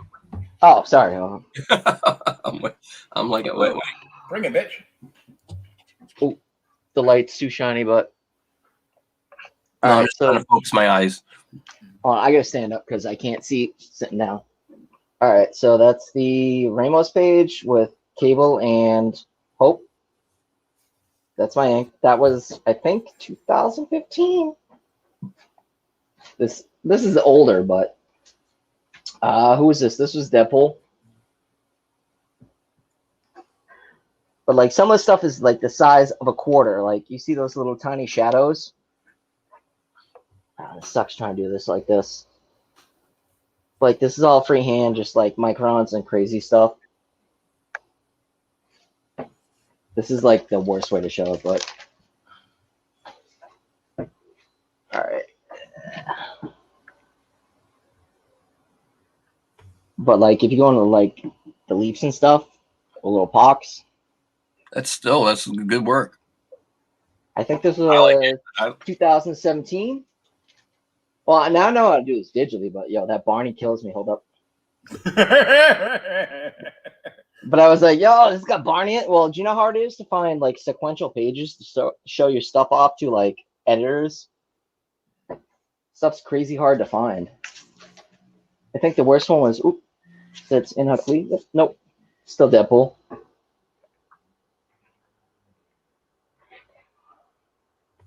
Oh, the Sistine Chapel shot. But dude, even the feet, like the blacks take the longest, and I'm dumb. I didn't realize solid blacks don't matter as long as it copies over. Solid black is solid black. Nah. All right, these are in Huck Lee. Like his stuff is stupid unfinished. Do you see how like Jim Lee style? It's not finished. Like my style is a little bit better now, but dude, that space debris is super, super, super tiny. I'm feeling it. It's good stuff, man. Yeah, it's whatever's, but that's what I want to do. It's like being a teacher. It's those that can't do, show or do. But this is where it gets kind of muddy. When I was in the whole anime hairstyle, like you see how some of that's not finished, like you see the black lines that don't match up. I was like, oh cool, I'll add here. No, it looks blown out. But it's give and take. You learn what is and isn't blown out. But like the background's stupid detailed. My Dark Knight pages, I did ink washes. I don't have them, but hold up.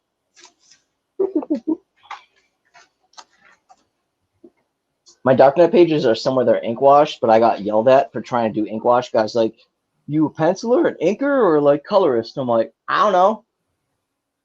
But you see how crazy like the unfinished panels are? Yeah. Just like you gotta try to give and take where you think like the lining is. It's called But yeah. embellishing. Whatever. Take it off me. I don't like me being honest. But yeah, I'm not bad. I'm not good. I still have room to work, but I like messing around with it once in a while. It's fun. Well, I thought it was good. Thank you. I appreciate it. Yeah. Well, personal art, same thing with your art. All artists hate their own stuff. They're like, I hate my stuff. Mm-hmm. Yeah, pretty much. And I'm always like, that's why you see a little line, you're like, I messed up on this. I could have done better than that. I've had no formal training. So it was. Me either. So it was like, I didn't like that. I could do better. Oh, I didn't like that. I could do better. And then I'm the same way now with my cosplay stuff. It's like a lot of people are like, how are you going to get that better? I said, I think I'm going to try to upgrade. How? They're like, how? And then I go and I do something and they're like, wow, you actually did improve on that. And so it's like, my Batman, like I said early in the beginning of the show, it was based off of a mashup between the two different video game versions. And then, I decided I wanted to go and just phase out into just the Arkham Knight Batman.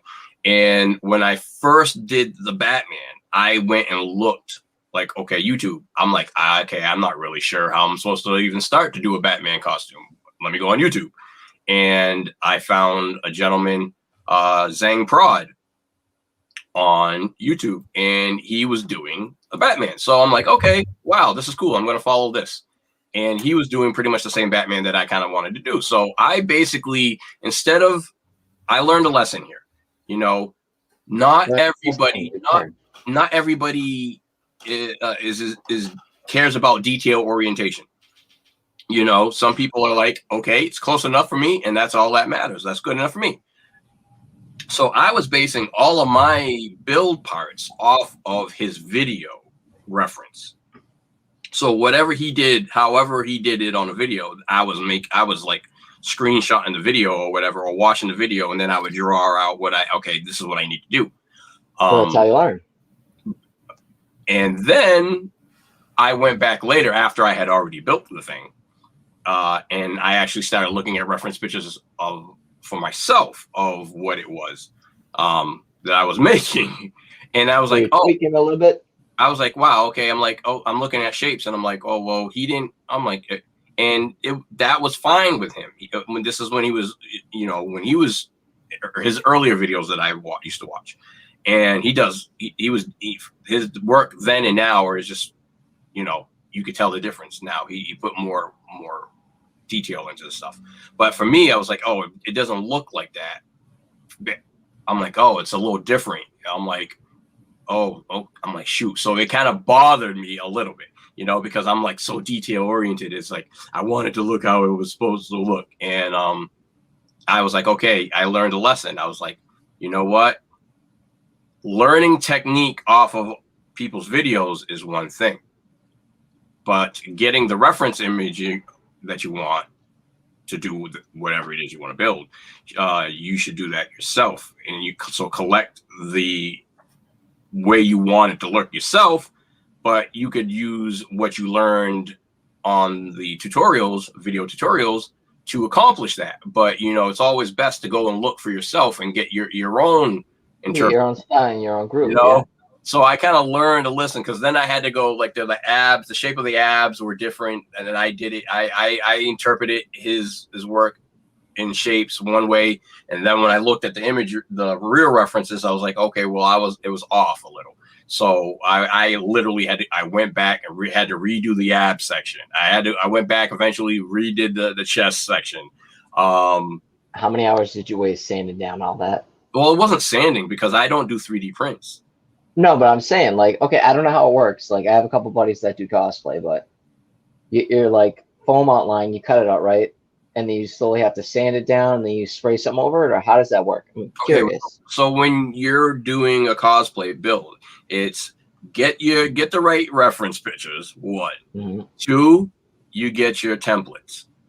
Most people will have cell files or Peppercure or things like that, and they could download them, they could print them up. I draw my stuff out by hand. So you get your templates, you cut out your templates, you trace them onto the foam, you cut out your foam. Depending on whether or not pieces need bevels or something, then you would sand. But for the most part, you usually just cut out, heat shape them, use a heat gun to put some heat into them, and then you can get some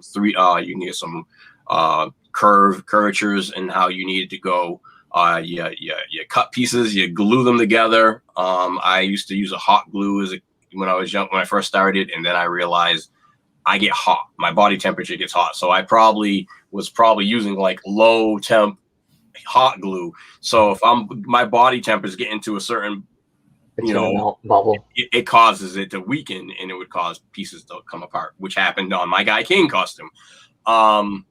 So it's a lot of it I learned from different people. Layering is important. So to get multiple dimensions, and you want compound curves, and it gets into more complexities and things like that. And that's pretty much how it kind of goes. You get your image, you get your reference, you make your templates, you cut everything out, you heat shape what you need to, you glue them all together, you add more layers on top of other layers to give everything more dimension, constantly on off fitting to make sure you get your sizes right.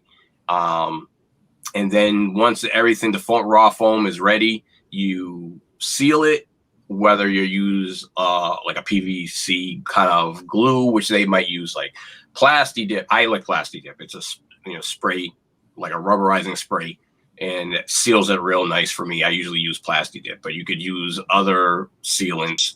Question is that breathable or no? For me, yeah, everything is breathable for me. To the most, not really. Like, you sound like you're Plasti Dip, and I'm like, you're gonna sweat your balls off, or what? It's some stuff could be breathable, but for the foam usually isn't breathable. Okay. Because you're sealing all that up. So or it's whatever that you're embellishing, right? Yeah, it just kind of everything. The heat just stays trapped, and when you take everything off, you're soaked anyway. But it's all about embellishing, like you said, embellishing and layering, and after you seal it, then you could paint it, and the painting process is what really will fool the eye. You paint it by hand or airbrush or what? Both. Now it's both. Before I didn't have the airbrush before, so I was painting everything by hand.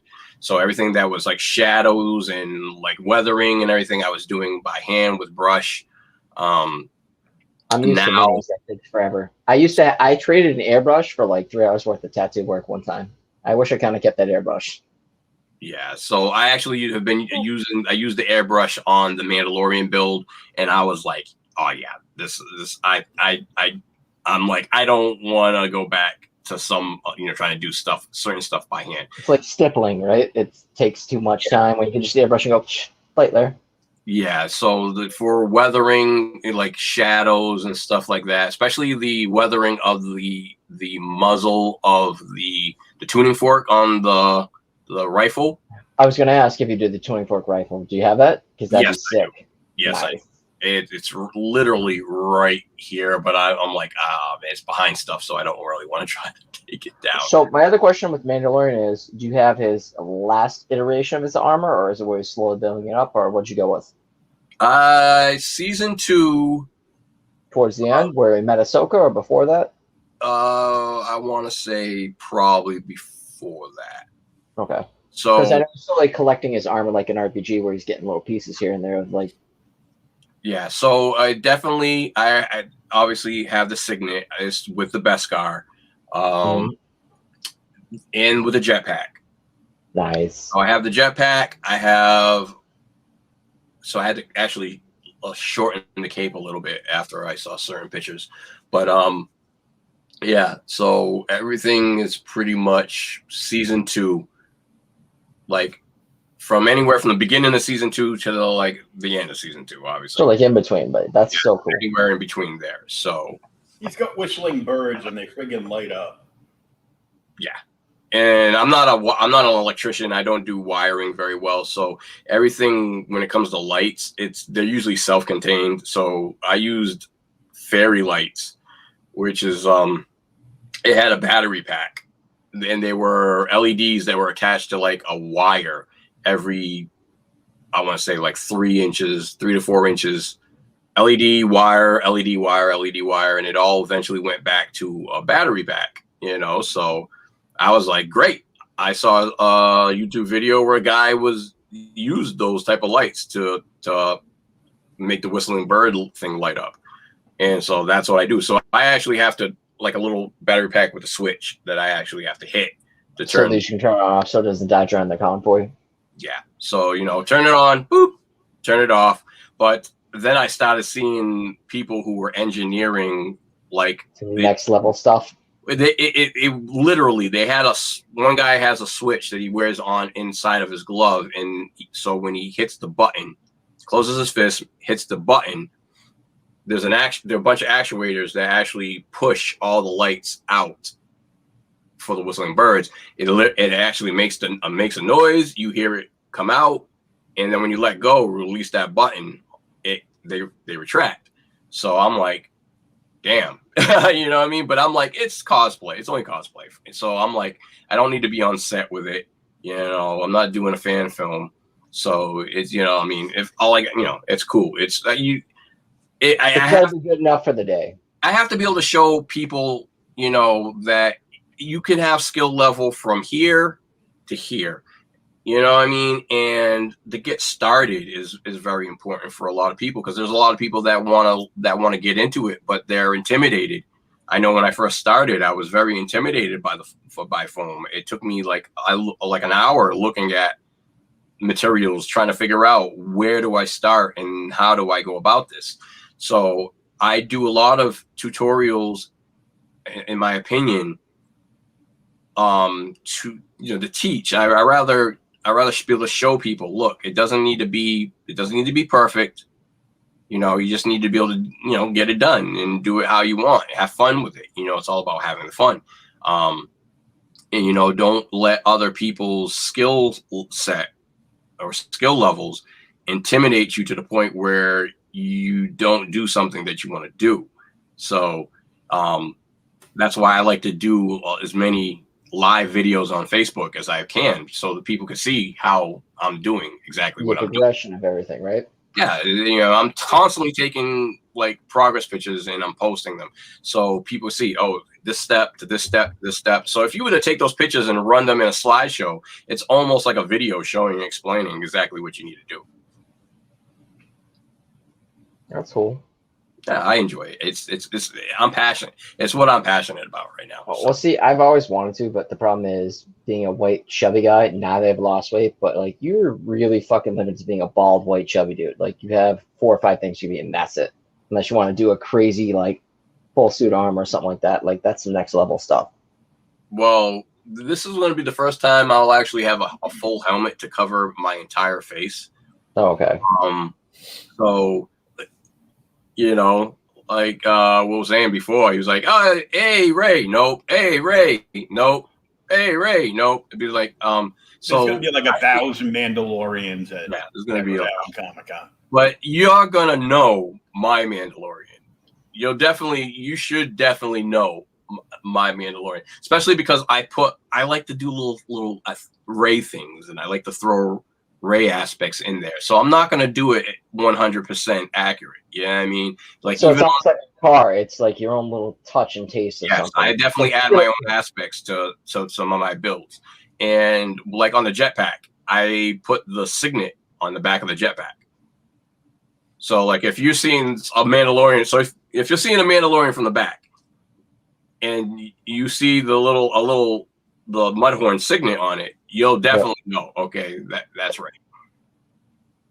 You know, everything else, I think I got pretty close. You know, I tried to get it as close as I could, but you know, I don't think anything when you're doing something by hand, it's never going to be like it's never going to be 100% perfect. Yeah, it's never going to be 100% perfect, but. Like all the leather pieces aren't even leather. Everything's made out of foam. And I just like with the leather parts, it's foam and I glue like faux leather on top of it. With super glue, mind you. Yeah, but I mean, I know some people that do like, Ren fairs and everything, and they actually do leather work. And that stuff takes hours. If you can skip it and just do box leather over it, why waste another 20, 30 hours in a costume? If it looks good and stays together, who cares, right? Exactly. But you never really know if a costume is going to stay together until you've move it around. But I'm like up before you do a con or what? I usually do like a stress test for like an hour or two. I've been testing it since I was making it, so I'll put it on, see how it works, how it fits, especially movement. Like I've already found like the glue was like I had to re-glue certain things in certain areas, like because of movement. It caused the faux leather to come off of stop peeling off. So I had to reinforce stuff. You always want to make sure that you wear your thing around the house for at least an hour, because that's definitely going to give you an idea of okay, is this going to hold up at a show, or is this going to fall apart on me? And because I've seen cosplay players and it sucks. Well, as a dude, it's not as bad as a woman, but yeah. Yeah. So, so I'm really excited about it. I mean, I love all my costumes, and I have all the upper torsos right here. So I have the Batman mech suit in the back. I have Cyborg. I gotta ask, have you ever thought about doing Azrael? No, not really. Because that's another whole. But that seems so badass. I need to breathe. I had to put fans. I actually had to put fans in this helmet. So, like I said, I got the mech suit. I got Cyborg. I have the Mandalorian. I have Black Lightning Season 1, Season 2. And then I have Black Lightning Season 3, Season 4, which I haven't even debuted yet. So I'm really looking forward to wearing that one. And then I have other bits and pieces hanging around. My Arkham Knight's in my bedroom, actually.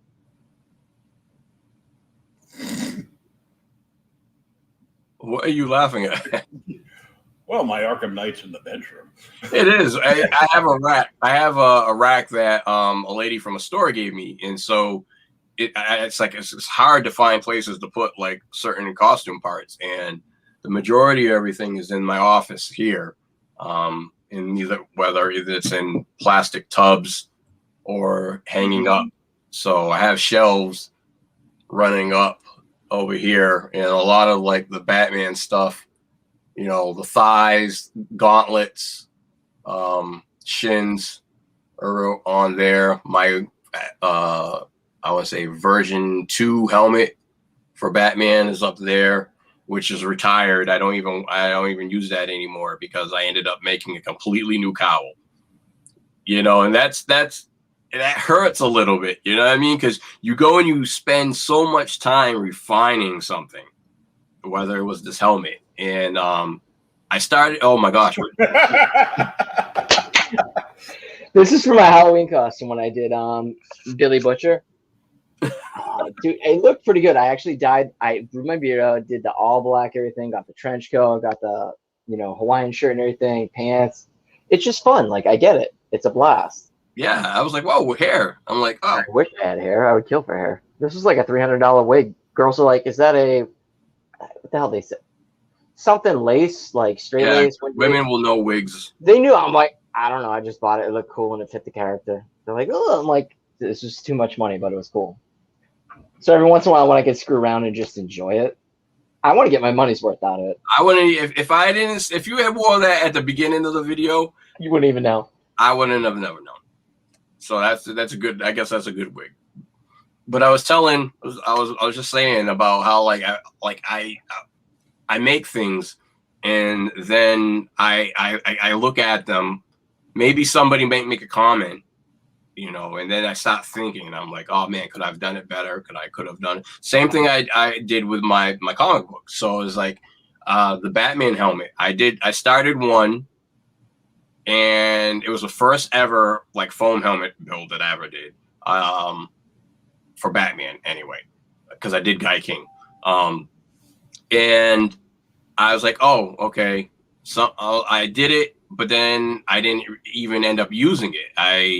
The promoter for Rhode Island asked me, oh, could you do an event? We need you as like a mech suit Batman.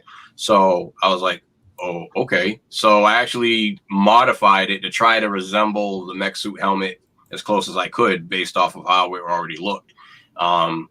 So it changed from that to that. Then I went and made the actual Batman cowl for myself. And then eventually... Wait, could you turn your neck, though? Yes, because... Sorry, I'm just making fun of because, like, you remember the old Batman? Yeah, you couldn't turn your neck because it was one piece. So I made that cowl, and that was the helmet that I used. And that was for a few years. And then something inside of me was like, could you have done it differently? So, excuse me. So I was like, okay, well, I'll try. I was bored, and I was like, okay, I'm going to try to make another helmet. And so I started it, and I was like, but what happens? There was a fear. Like, what happens if it turns out better than what you already did? I was like, I put all that work into the first one, then I'm probably not going to use it again.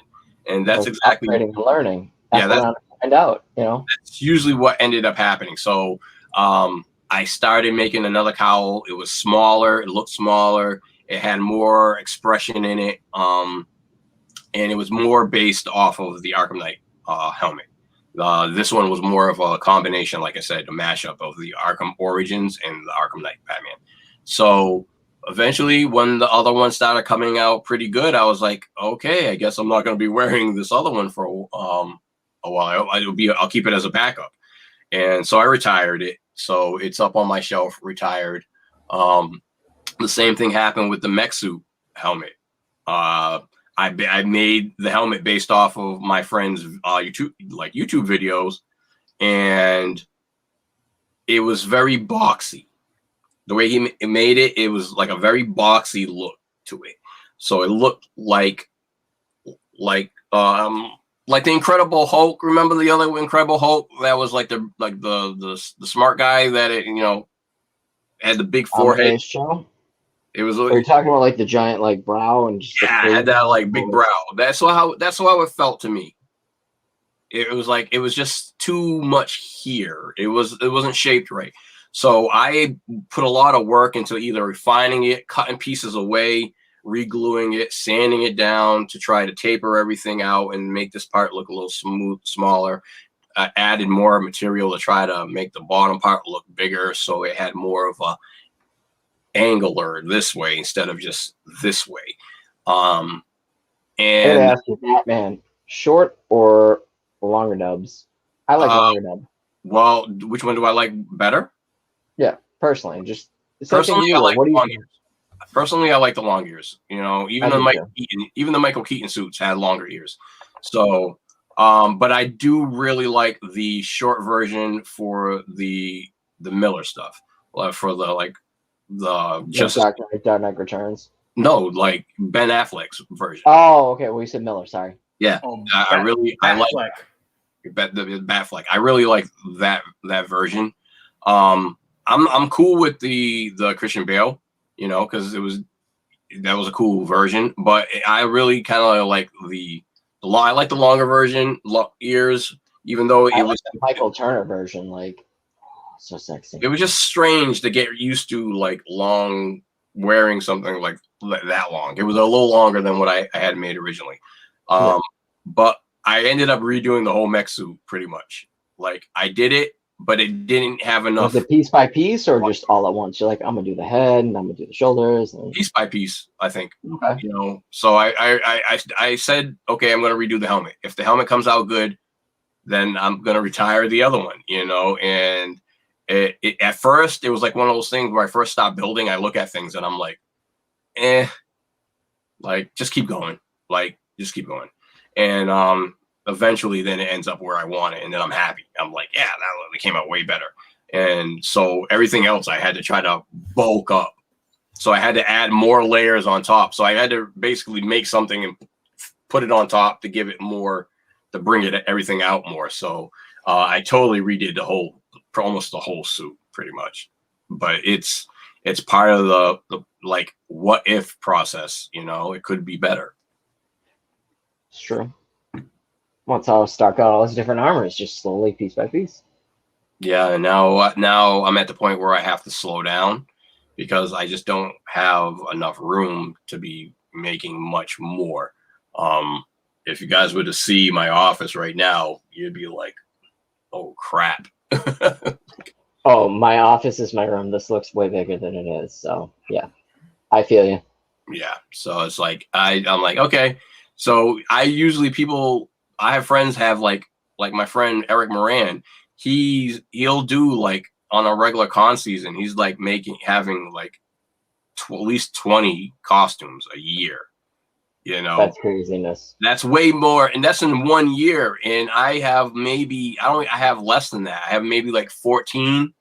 Do you rotate every day or like twice a day or just like depends? Like I'll definitely bring 2 to a show. Okay.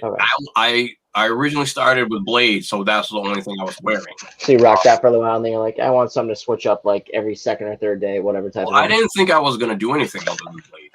I thought You're Blade just was gonna be fun it. with it. I thought that was gonna be it. I'm just doing Blade. That's it. That's it. I'm done. And you got the bug and you're like, oh shit, let me try this. Let me try that. Because of Matches, my friend Matches, who does Batman, we were doing photo shoots, and I really wanted to have something that kind of corresponded more with what his costume. So I was like, okay, doing Blade and Batman, that's kind of, it's cool, mashup, but 2 different companies and everything. But I want to do something that kind of goes more with what he's doing. So eventually I decided to do Bane from, The Dark Knight Rises. Well, my version anyway. And then it started. Then I started wanting to make more. And then I, started building more costumes after that. But now it's just, I might wear the same costume to the show, like a couple of years. I might keep bringing the same costume, especially if it's a fan favorite. But if I do make something new, then I only usually bring 2 costumes per show. That's cool. Yeah. Plus, it's kind of tough to travel, if you don't have regular clothes. But then again, yeah, you gotta pack all that stuff up, and I usually can bring 2.5 bins. And I'm able to fit that into my car, and then I have to lug everything in. So it's like, oh, so you're not flying out of state, you're just doing like locally. I'm used to like flying out, and I'm like, I need 2 suitcases for crap I buy and clothes. And usually I'll send the clothes home in a box and bring everything else home in the 2 suitcases. Usually I don't go anywhere that I can't drive. So usually like New England-ish. Yeah. So I usually do the shows like in the New England area. Like it's easier for me. That's why Rhode Island is just it's perfect for me because it's only like 45 minutes out. It's 45 minutes for me. Like I'm pretty close to Providence or whatever. I tried it. What was the last one they just had? 2019? Yeah. Is that it? Yeah, that's where I got this. Like I was so bored. I'm like, hey, you take PayPal, guys? Like, yeah. I'm like, screw it, I'm gonna buy a tattoo. Because some of the stuff was I just went for comics in a way, and there was not a lot of original art. It was more like a pop media type thing. I'm like, this is cool, but it's not for me. And some of the comics were like super overpriced. So I'm like, I'm gonna get a tattoo. Screw it. Yo, that's the first time I've ever heard of a convention doing a tattoo. But the dude that did this, like, this looks like a sticker. Like, dude's like, you sure? What do you want? I'm like, well, I see you do video games. So what do you think about Bowser Jr.? He's like, how long you thinking about? I'm like, I don't know, 4 days. He's like, got you. I'm like, all right, cool. This is money I made out of comics, so I don't care. It's free tattoo for me. So that was cool. I'm like, I was there. Were you there? I was think there. I went there on Saturday or Sunday. I brought my little cousin because she wanted to check it out. She's like, "Is this a Comic-Con?" I'm like, "Well, this is not crapping on it." I'm like, "This is a little different than what I'm used to." But then again, I'm used to at this point San Diego and New York, just going all the best of the best, biggest, crazy stuff. So it's like, but like Artist Alley was so. It's all like that's why I asked you guys what you go for. All depends on what you're into. I go for Artist Alley. Like I set up like some interviews, and of course everybody I set up for an interview bailed out and said, "Nah, I'm not going." Dude, the worst part is I think I have an hour's worth of Artist Alley from San Diego 2019 on my terabyte hard drive. I'm just too lazy to edit and upload it, but like I have the GoPro strapped and I had everything, bunch of great shots. And I'm like, does anybody really care and want to see this junk? No. well, I love Rhode Island. I love the people from Rhode Island. No, it seemed fun. I'm just saying. They made it like a straight home for me there. So they have me as a guest every year. I was actually their first cosplayer when they first started. Their first show started off as like South Coast toy and comic show. And, I remember that. Yeah. And so I was the first person to show up in a costume. They were supposed to have the 501st also to show up. I heard that year, but they bailed. Something happened. They couldn't show up. So I'm like, this is like I was told. Okay, I thought there was gonna be people in costumes, and there was no. I was the only one. And and then the next show there was a bunch of people in costume, and then it just kept getting bigger and bigger and bigger, and then they decided to finally move out and go to Providence, and I was like, oh man, because it was like they were literally like because they had two spots 10 minutes away from me, right? Huh? There's like Dunkin' Donuts, and there's somewhere else, right? The Dunkin' Donuts and the convention center. Yeah. They're pretty much connected by like some kind of sky bridge or something, right? Yeah. And so they started off in the convention center, but then they had to expand into the Dunk. So I loved it. I mean, it was it was like a little bit more of a drive for me to go from New Bedford down to Providence, but I was like, it was still closer than trying to drive all the way to New York. Yeah. Hey, have a good con, Sam.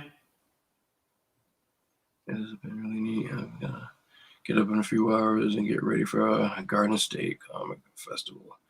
Oh. I almost just want to say screw it, take a nap, and just go check this out, but nah.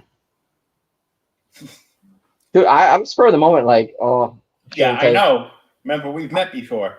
Yeah, I feel like when I went to Baltimore and blacked out drunk, and that was a crazy story. That was a good time. No, Baltimore Comic Con? I'm not gonna even go there, but I woke up in someone else's hotel room, don't know what the hell happened, and I had a great time. Yeah. It was crazy. Sam's there with a couple graduates from the Hubert School, one of which is his artist on his book 47 Furious Tales, which is the retelling of the 47 Ronin, but with anamorphic animals. Okay. I don't know. It depends. Really, Captain Manga? Well, I like B-Stars, but I'm not really into like the furry stuff, and I'm not going to go there. So. Yeah, let's not get into the furry porn stuff. Yeah, I didn't. I have no clue about that. I'm glad I don't know. You cosplay? What the? That's some I've next heard level stories about that. I'm like, I heard fetish stories. I don't like. I know. The politest way I can put it is, I don't judge anyone. You're into what you're into, but if you're furry, that's some next level stuff. And I go like here, that's like, nope, can't go there. Nope, too much for me. And that says a lot. I'm a really weird person. That's a lot for me. I don't deal with any of that stuff. I'm like, okay. I'm like mostly all my stuff is like superhero based. You're super vanilla, like whatever. Yeah, that is like too much. Yep. Anyways, moving on. But the it's kind of like Turtles, but it's done with that, and it's well, when it's done right, it's not bad. Yeah, I really like it. The art is fantastic, and it's pretty cool. Well, also, RISD's super hard to get into, and that's a 5-year art school, not even a 3-year art school, and it's what, 120,000 a year if you're out of state. It's crazy. You have to be decently good and have a wad of cash to break off in 5 years of your life. I looked into it and I was just like, nope. RISD is. It's the Ivy League of all art schools. It's RISD, Yeah, Savannah, and the Kubricks. That's it. It is, but RISD is also filled with a bunch of pompous assholes that, what, you don't get that this chunk of metal is art? Did you see the dude for like $18,000 selling that invisible statue? And it's like, you have to use your imagination for it. Oh wow. That shit's legit. Like, Google it. I was like, this is got to be a fake, like onion type of store. I'm like, oh shit, this dude's really selling this for like $19,000. This is crazy. It's a statue. It's invisible, which means he did nothing. But once he sells it, he can sell the NFT for like $40,000 after the fact. Don't get me started on that crap. I was into NFTs way before they were even cool, but whatever. I'm like, oh my god. It's like, what cracked me up with that is, as soon as they started popping off, like for big money, the first thing that happened that I saw was sports cards. Was animation. And related to comic book art. Oh, the comic NFTs like Ultraman and like all the crazy like shop exclusives. Was friggin' Disney and Warner Brothers releasing their hellhounds of lawyers on everybody. But you can also claim it as parody. But dude, what kills me is like 4 years ago I was selling CryptoKitties like for an ETH and a half, and then at the time when ETH was really hot, I'm like, dude, I sold 3 of these. I could have like $13,000, but whatever, who cares? But you don't think about it at the time, Yeah, it's crazy. It's what it is. It was up to so much, and now it's down, and it's time to buy the dip. I'm paying off all my bills before I even think about doing stupid stuff again. So yeah, it's just it's just crazy. But well, I want to thank you guys for coming and hanging out. Cosplay Ray, creepy Uncle Nick. Do me a favor, if you guys like it, follow me on HatlessWeeb, every social media you can think of. Thanks. And you guys can find me on Facebook, Raymond Ramus Cosplay, Raymond Ramus. You can find me on Instagram at DaywalkerXKnight, and you can find me on YouTube at Cosplay Ray. And you know where to find me because you're here. So, until next time, peace out and read some comic books or manga.